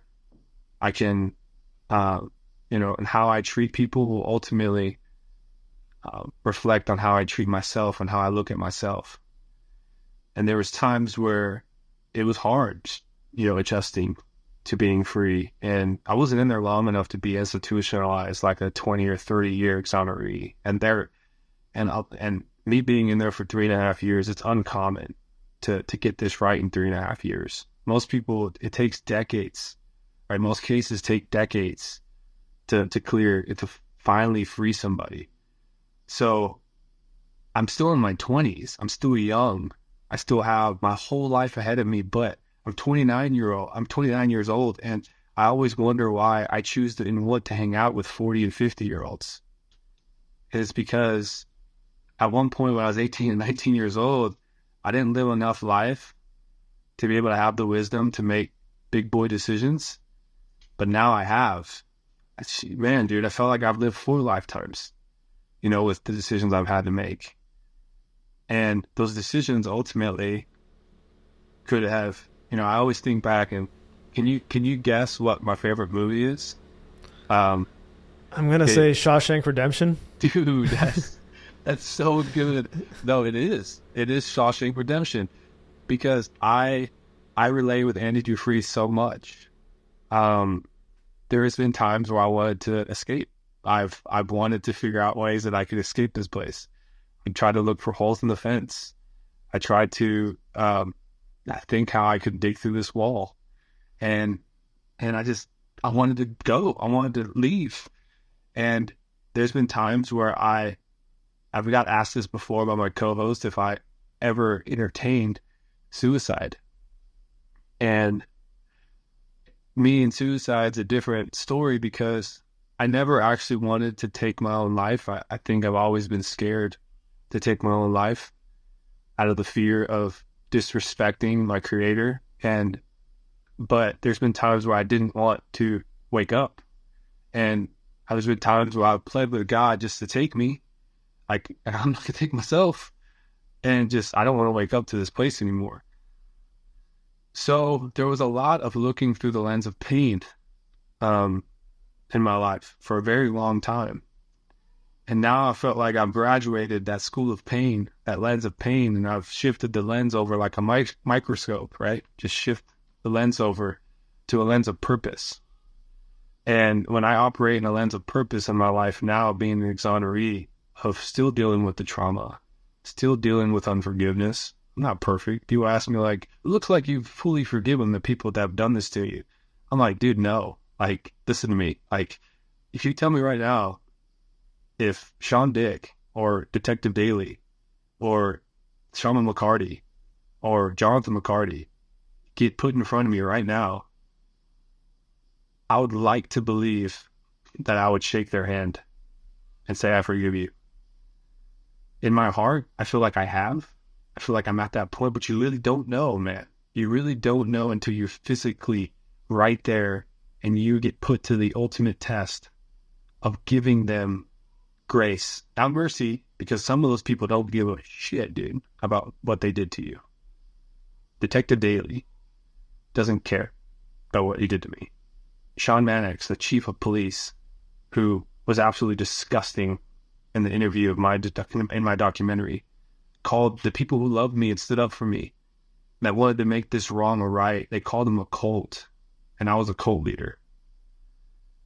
And he doesn't care. And Janet Duty, who took her own life, by the way, she shot herself in the head right before my documentary came out. She didn't care. Wow. This was the DA? The DA, the head DA that got disbarred. Wow. That got disbarred. She was living down in Rockport, Texas, by the coast. So she had a lot on her conscience. Oh man, skeletons in the closet. Not just in my case. Not just in my case. A lot of cases. But people here, and this is the world we live in, man, where people wouldn't blame me if I wanted to go and hurt those people.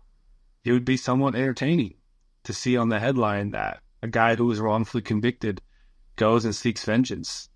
And if I get sent back to prison, they wouldn't be looking at me with a look of disgust. They would almost cheer for me. Because we live in a world where vengeance is entertained before the beautiful act of trying to forgive somebody and move on and live fully free. And to me, forgiveness equals freedom. Because if I don't choose each and every day to seek giving people grace, I will live with a ball and chain for the rest of my life, and I will be imprisoned in my mind. And so I look through the lens each and every day with the foundation that I have. I'm ultra running right now. I've already done 2 ultra marathons. I'm about to do my 62 miler in 2 months, and I have a 100-miler in December, and I aim next year to do a 200-miler. But I do all of these because suffering and enduring through pain is all I know. And if I could do that and tie it with a mission to go and help others, I will. Because that's me wanting to seek through and needing to seek through a lens of purpose. Because there's days where I wake up and I don't win, and there's days where I wake up and I'm okay. And there's days where I wake up where I'm good. Like I'm on top of the world. There's nothing that's going to stop me. I'm ready to go and get after it. But on those days where I wake up and I'm tired and I just don't feel right, I feel off, I remember that I have to operate through the lens of purpose. And just kind of tapping in and reminding yourself that is all the difference. So that's what definitely changed on how I live life now, is I try to live a purpose-driven life. That's beautiful. Have you read Man's Search for Meaning by Viktor Frankl? No, it's on my list. It's a very powerful story and somewhat similar to yours. He has some amazing quotes, but he was imprisoned in the Nazi camps during World War II.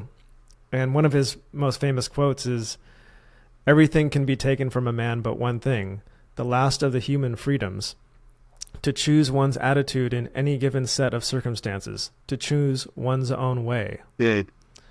And so he came up with these beautiful ideas from a nightmare, from hell. And I think it makes the ideas so much more powerful because he's in a nightmare, yet his mind is still free. And one thing I really appreciated you talking about forgiveness, and I'm curious to know if you've connected with the accuser of you, that boy or that family. Yeah. Have you had a chance to get closure there? No, that's still up in the air, because how this left was because the investigation was so botched. This is the importance of an investigation, right? Is for the longest time, pre-trial, going up into trial, and even after now when I'm exonerated, this child was being fed that Greg did this to you, Greg did this to you, Greg did this to you. And, and he was showing my face in child therapy. They were pushing child therapy on him, and they were doing all these different things. And still to this day, the family is choosing to believe that Greg, did this to him. At least whenever I was exonerated, because there was never a time where we could, truly bring forth the truth of Jonathan McCarty, kind of being the person who was being described actually by the 5-year-old boy. And so, yeah, it's a sad situation, because I've never actually got to confront them and talk to the family. They don't want to talk to me. They don't want to. I think the boy now he would be almost a teenager. I think he's a teenager now. But no, I haven't been able to confront the victim or the family. Well, time works in mysterious ways. God works in mysterious ways. So I think given enough time, we'll eventually get answers there, but perhaps it's just too soon. Right. Yeah. That kid is still he's barely a teenager. It's probably still way too early for him to even process what has happened. Yeah. Yeah. No, I can't even imagine, being a parent, thinking about that. So, Greg, were you compensated at all for what they took from you? Yeah. So I settled a lawsuit with the Cedar Park Police, Cedar Park City Council, really the city of Cedar Park, for the miscarriage of justice, the botched police investigation. That going about in our city was pretty disgusting. And the city was actually really mad about it, all the residents in the city. And so to hold them accountable, because they didn't want to hold themselves accountable, it took a documentary to actually make the detective Detective Daly, to resign, to finally say he quits. So the city wasn't going to hold anybody accountable, so I was going to hold them accountable. And so we ended up settling there. And then I got compensated for my time in the state of Texas. The exoneration package that comes with being wrongfully convicted is $80,000 a year for every year you did. So I only got like not very much. I mean, yeah, it's trash. It's absolutely trash. If you tell me right now that, like, if I told you, Mark, would you go to prison being labeled a child molester for 3 years for $240,000? Would you do it? I don't think I could even do a day. Yeah. No, it's absolutely absurd. That's Like absurd. I had an opportunity to go play football at college and in hopes to grind my butt off and go make it to the NFL. You know, and if that was in the cards for me, $240,000 is chump change. And so it's not worth it. It has helped move forward in my life. It's helped start my business. It's helped, you know, put a down payment on a home and all that, but it's my one identity that I was operating in absolutely got tarnished, got obliterated by this derailment of my life. Yeah. Yeah, well, it sounds like, thank God, you had a really good father that instilled these great values in you and taught you to value truth over everything. And then you had this amazing wife who just stuck by you through thick and thin. I mean, that is the type of woman that every man dreams of being with. Yeah, dude. Yeah. Yeah. My wife is amazing, man. I'm starting to see a new light of her being a mother, and starting to see her step into that motherly role, and it's pretty cool to see. But as a woman, as a wife, and as a partner, she's everything you could ever ask for. You know, she does really good on holding me accountable on the standard of how I should live my life, and as a man, you know, it's really hard, man, to get a woman that, and I can sometimes, you know, go against the grain on it, because sometimes I know I don't meet a standard, and you get defenseless, or you get defensive, and you're just like, oh no, you know, this and that. But then, you know, she's right, and it's just like, it's just the constant just reality of a man, and so you just don't like being told you're wrong, and so but she does a really good job on making sure that I'm being the person that she wants me to be, but also how I should see myself. And it's just really beautiful, because nowadays, man, I start seeing a lot of couples just settling and kind of being passive and kind of living surface area, I guess you could say. And I don't know, maybe I could see that because for the longest time, my wife and I, we played 21 questions with each other. You know, like when we were in prison, we got to the point where we wrote letters to each other, and I would answer her 21 questions, and in the reply, I would ask 21 questions.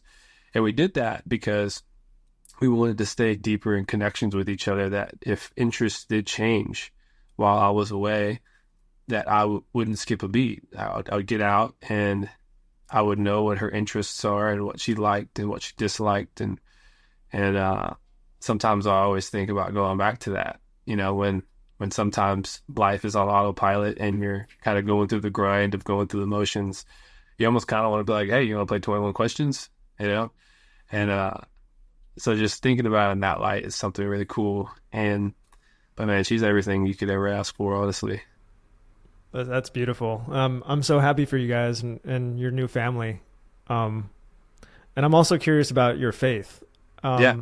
What was it about Jesus and the Bible and Christianity that helped you get through all this? You know, honestly, when I first started learning, I was Christian before I went to prison. You know, I was one of those guys that when my mom took me to church. I grew up Catholic, but I just went to church because my mom told me to go to church. And so I had really no idea who Jesus was, what he was on this earth to do, what message he came and brought to the people, and ultimately what sacrifice he made. And see, for me, what drew me to learning more about Jesus was that he was falsely accused, wrongfully convicted, and put to death. And so I was like, maybe this guy can relate a little bit, or maybe I can relate with this guy.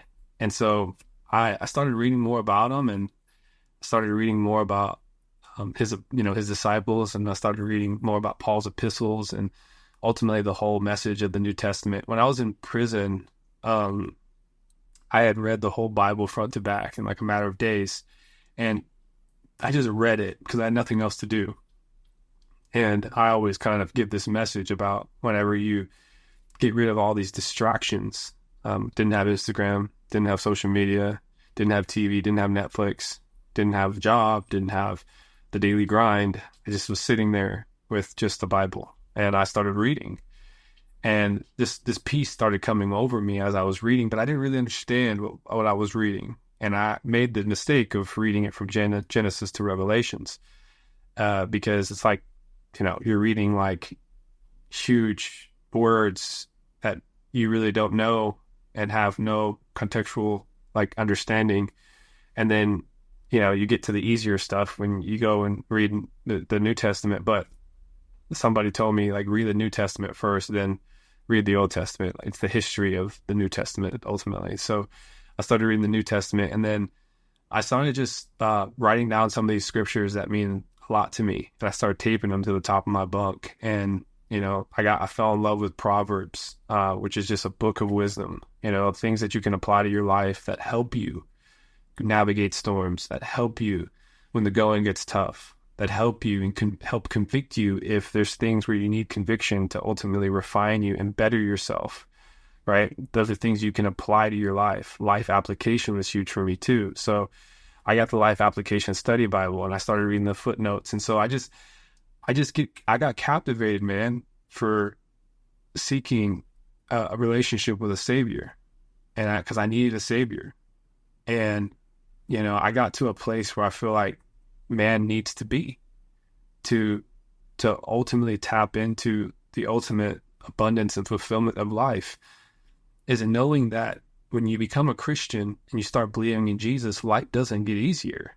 It doesn't. Like, it almost sometimes gets harder because you start believing in a world that's above ours, which is a spiritual world.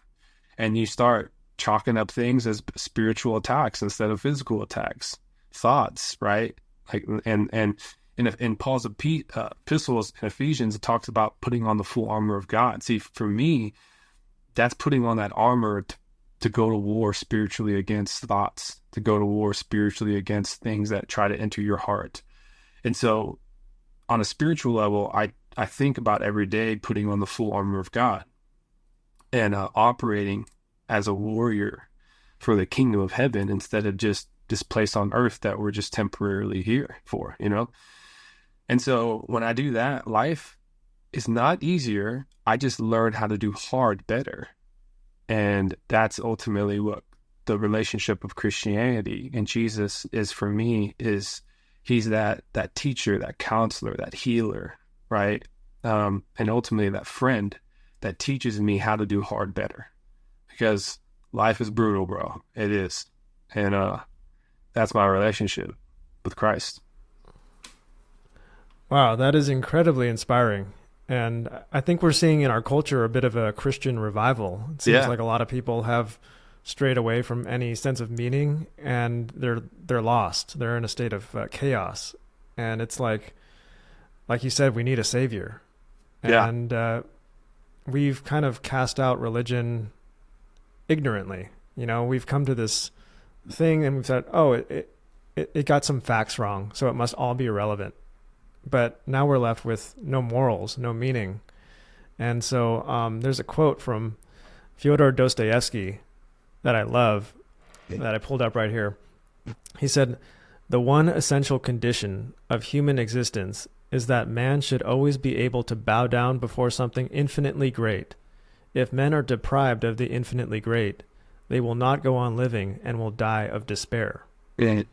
So I think about that quote a lot because people worship all sorts of things. People say they're atheists, but then they end up worshiping money or celebrity or intellects or politicians or whatever. That's good. And those things are temporary and they're fleeting. And if you cling on to something that's fleeting, it's going to be painful. You're going to die a million deaths before you finally die.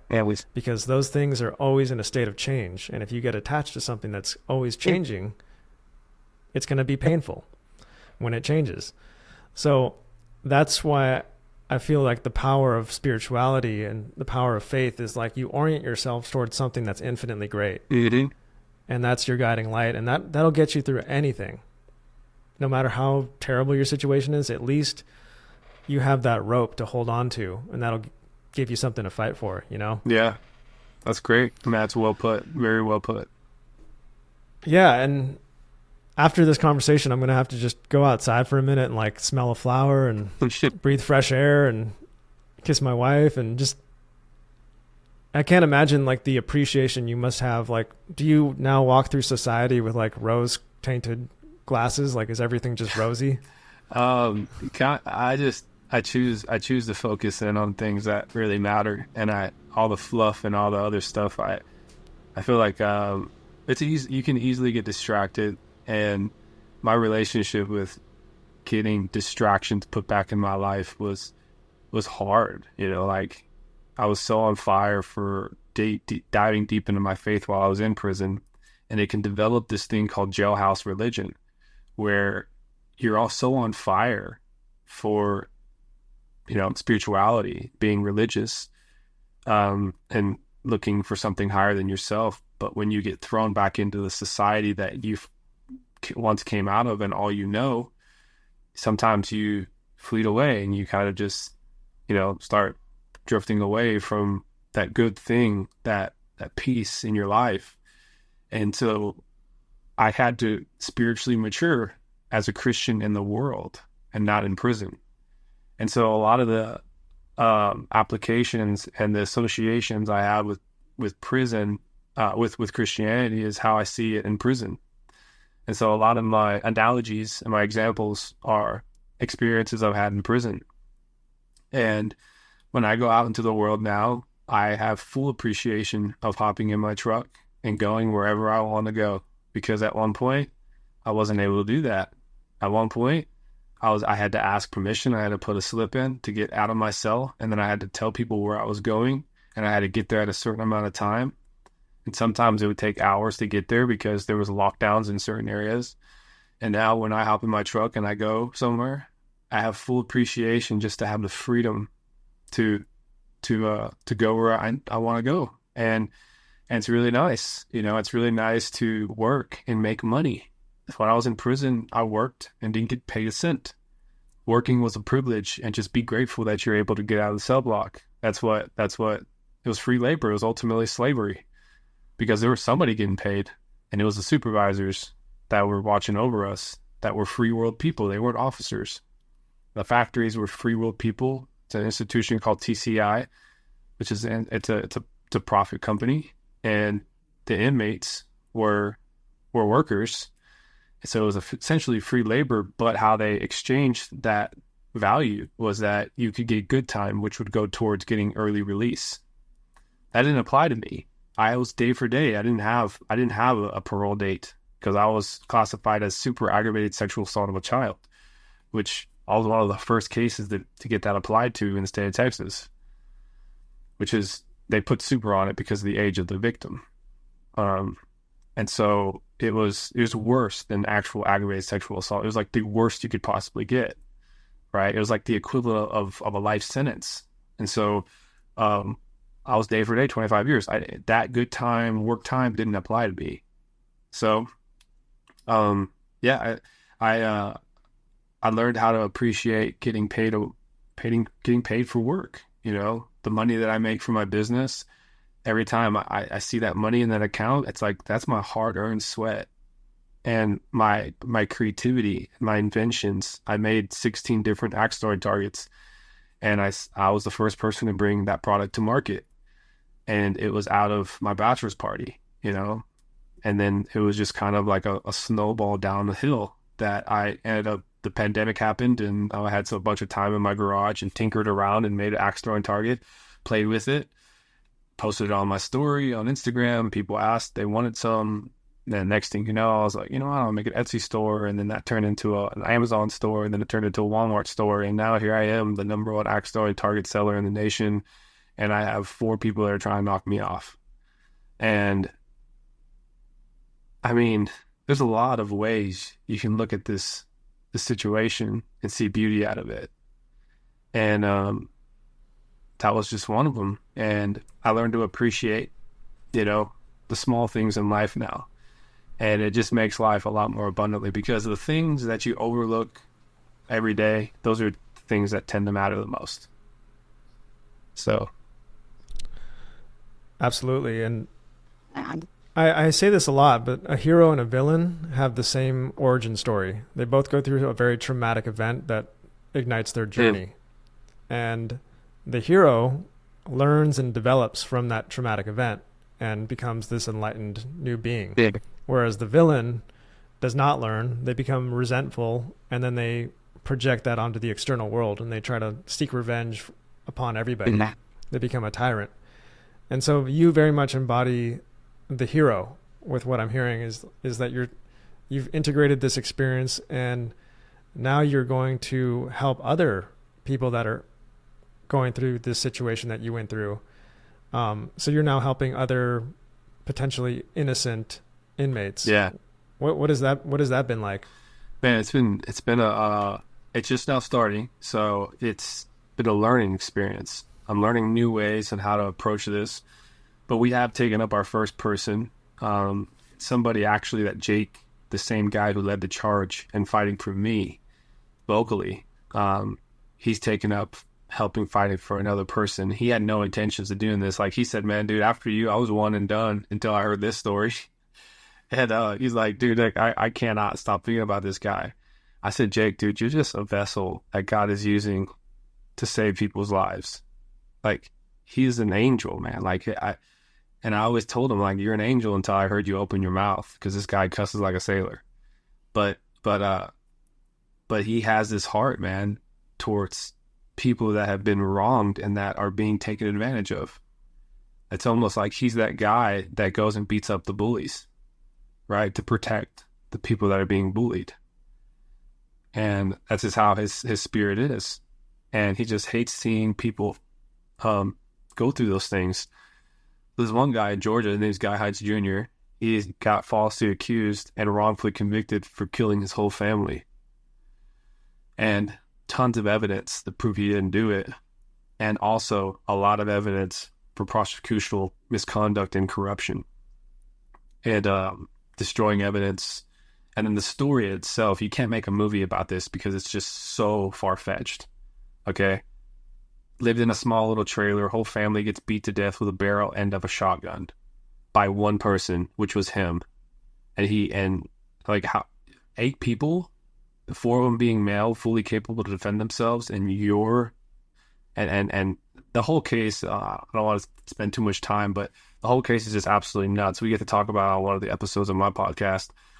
But if you want to learn about it, it's Guy Hines Jr. and we just now stepped up fighting for him, and we're using the power of social media, the power of technology, and devices like your phone. Your phone is your ultimate weapon on helping to fight for somebody, sharing their story, sharing the mission of what somebody's trying to go and do, and to help this person. That's ultimately how we're going to go and ruffle some feathers back up to get a hearing to show. And guess what? The attorney who exonerated me is the same attorney that is fighting for Guy Hines, Keith Hampton. Yeah, that's where we're at now, and it's amazing, man, to know that I'm being a part of change, and there's nothing more powerful than going back in the light of this once happened to me, and now I'm going to go and fight for people that this is happening to. And it just hits different, man. It hits different. Some people want to hop on causes, and they do it because they have this feeling of like, oh, I could be a part of that. Like I'm okay with that. I agree with that. But then, man, when it happens to you, and you're like, cancer survivors go and be a part of cancer foundations, like it's just different for them. It's just this passion burns a little bit harder, a little bit hotter, and a little bit brighter. And that's kind of, I feel like that's burning up right now in me. Like it's kind of like a pressure cooker. The more we get to move forward, and I run these ultra marathons to grow awareness through my social medias. Ultra marathoning, it's pretty freaking crazy. Thinking that you go and run 100 miles. And at one point, I thought it was absolutely unfathomable undoable to run 100 miles. And when I ran 31 miles in a race, I was like, I can run 2 more of these, like, and it wasn't because I don't think I'm like physically capable. It's just because I know I'm mentally capable. Like you tell me that to run, I'll just go until I stop, until I physically cannot do it anymore. And a lot of times that when you physically can't do it anymore, you still got 60% more in you. You just got to lock in. And that I've realized that being a bigger runner, being 225 pounds, running these ultra marathons, it's brutal, but when you're doing it for a cause, it's just a different thing, man. And so yeah, it makes life a little bit more worth living, and it's different, man. It's just, there is no bad day when it comes to knowing if I did anything worth doing that day. And I think a lot of times when you're constantly, and when your intention is to win, a lot of times, like, win the day. Like, I always think about win the day. Like, when you win the day is when you can lay your head down at night and say, like, man, I got after it, and I at least got better today. A lot of times winners, their fault is wondering if they did enough. And sometimes I think that, like, am I doing enough today? And so finding that balance is really important, but it's definitely going great. Yeah, that's amazing. It's a great mindset. Do you have any like psychological advice for somebody who is in prison right now, who's innocent? Like, how do they keep sane? Psychological advice, I would say a lot of times it's figure out who you're with, who you choose to bring inside your circle, who you entertain, right? Birds of a feather flock together. That's super important. For me, I got to bring some guys, like 3 or 4 tight-knit guys into my circle. And they were there to just intentionally love me. They knew what I was in there for. I told them that I was fighting it, that I'm innocent. I didn't do it. And they believed me. And they didn't care. Like, they're just like, you know what? Like, they're like my Bible study guys, and they end up turning into my brothers. So finding that and knowing that you don't have to do that time alone is very, very important. And then stop asking why this is happening to you. You'll never find that answer. Now you gotta ask yourself, what is God trying to show me here, right? If I understand, if I'm a believer that bad things can happen to good people, then there's got to surely be something I can get from this. And any way, any world you choose to live in, you can't control that if you're thrown into it, but you can control how you operate in it.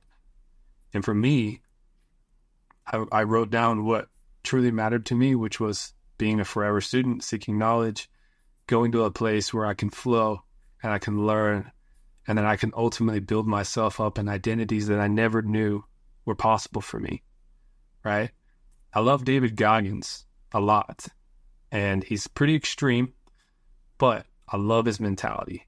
He got asked the question one day, why are you out here running every day? You have 2 knee replacements, you have hip replacements, your body is broken.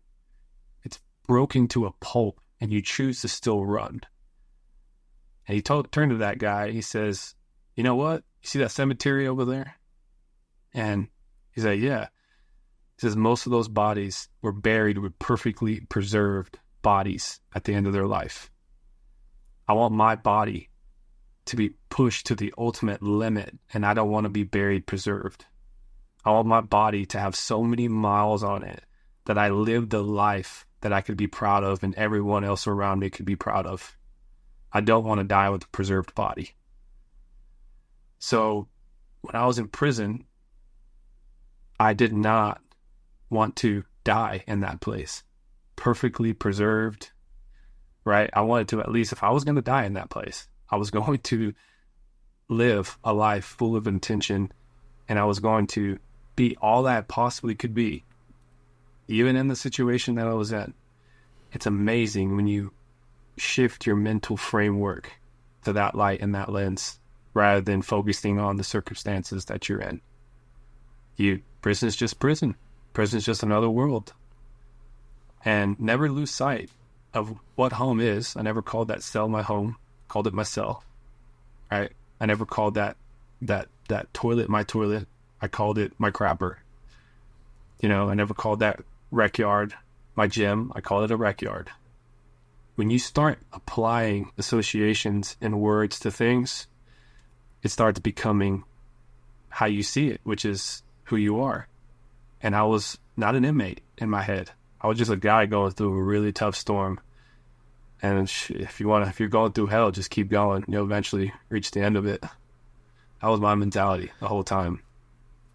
That's great advice.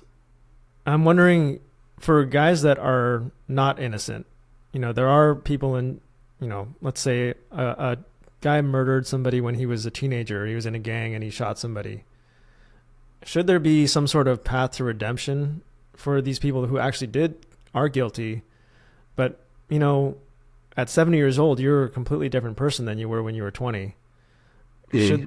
I'm curious, do you think there should be some sort of path to redemption so that they can prove that they are a different person, or they have been rehabilitated in some way and they're not that person anymore?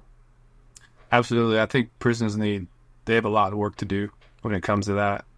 Being a person who was in it for years, it is a sitting hole of just putting somebody in a place that gets convicted of a crime. There are opportunities to go and rehabilitate yourself. There is. And that's one thing I gotta give to the prison system, is that they do offer those opportunities, but it's actually ultimately up to the people, to the inmates, to whoever's in there, to go and accept those opportunities. And it's really hard you can't lead a horse to water and make him drink, right? It has to do with something inside of you that has to change. If you're guilty, the only first step to change is taking responsibility. And I think in today's world, we don't teach responsibility.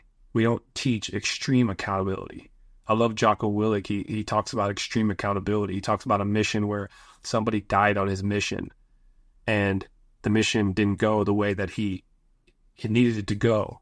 And when it came to going to his superiors and to his ranking officers, he stepped forward in front of the whole squadron and said, I take responsibility. These are my guys.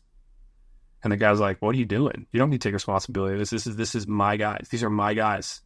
And I take responsibility for this. It's that point of extreme accountability, man, where change starts to happen. And you don't need a prison system, dude, like to change yourself. For me, it was seeking the creator of my life. It was seeking a faith that I can tap into to walk through this tough time with me. Because when I tried to reach into myself, there was just so much I could reach for and grab. I was still an empty vessel. So I go to the well of living life, which is me. It was my faith in Jesus Christ. And it was his teachings that helped me. And I was innocent. Like, it just goes to show you that he is not a favor of persons. Like, he'll help. It says in the Bible that his arm is never too short to save, and prayers never come back void. And so if he's going to help me, he can help anybody. And so that's one thing that a lot of, people that are going through prison and going to go and serve and pay their debt to society need to understand. If they truly want to change, they've got to take that step for themselves first. Prison's not going to force you to take those classes. Prison's not going to force you to change yourself. There's going to need to be a lot of extreme accountability within yourself. And there is a path to redemption. You know, my best friend Thomas Horner, who's sitting in there for pretty much, he killed the person who raped his little sister, and he was a gang member, and that's why he got 65 years. You know, the judge threw the book at him. and there was no crime of passion because he was already living a life of violence. But let me tell you who he is now. He's one of my spiritual fathers. He's been in there for 27 years on a 65-year sentence, and he's helped me. Person who was never supposed to be there. He's helped me. Like, you can't tell me people can't change. Like, this man who has swastikas all over his neck, has a demon tattoo of a woman being pulled down in a water fountain in his back. Beautiful masterpiece, but it's very demonic. He's helped me. Like, I was never supposed to be there. And he's held my hand when I was a baby in my faith. And he has a PhD in theology, got 3 master welding degrees. He made a choice to take extreme accountability for his actions and go through a grad class to de-affiliate himself from a gang and get on a new path in life. And that path led to him now probably helping save hundreds of souls and having them accept Jesus Christ in their heart. Talk about redemption. It's possible. It's absolutely possible. That's amazing. Yeah. I'm wondering, for your own podcast, are you able to go in and interview any of these inmates? I'm actually trying to work on that. So right now we're still kind of young and we're growing fast. Like, I'm really surprised at how fast we're growing. But the whole podcast is like purpose out of pain, right? It's people who has painful stories on all spectrums of that, and them pulling purpose out of it, and them operating in purpose or on the path of wanting to operate in purpose.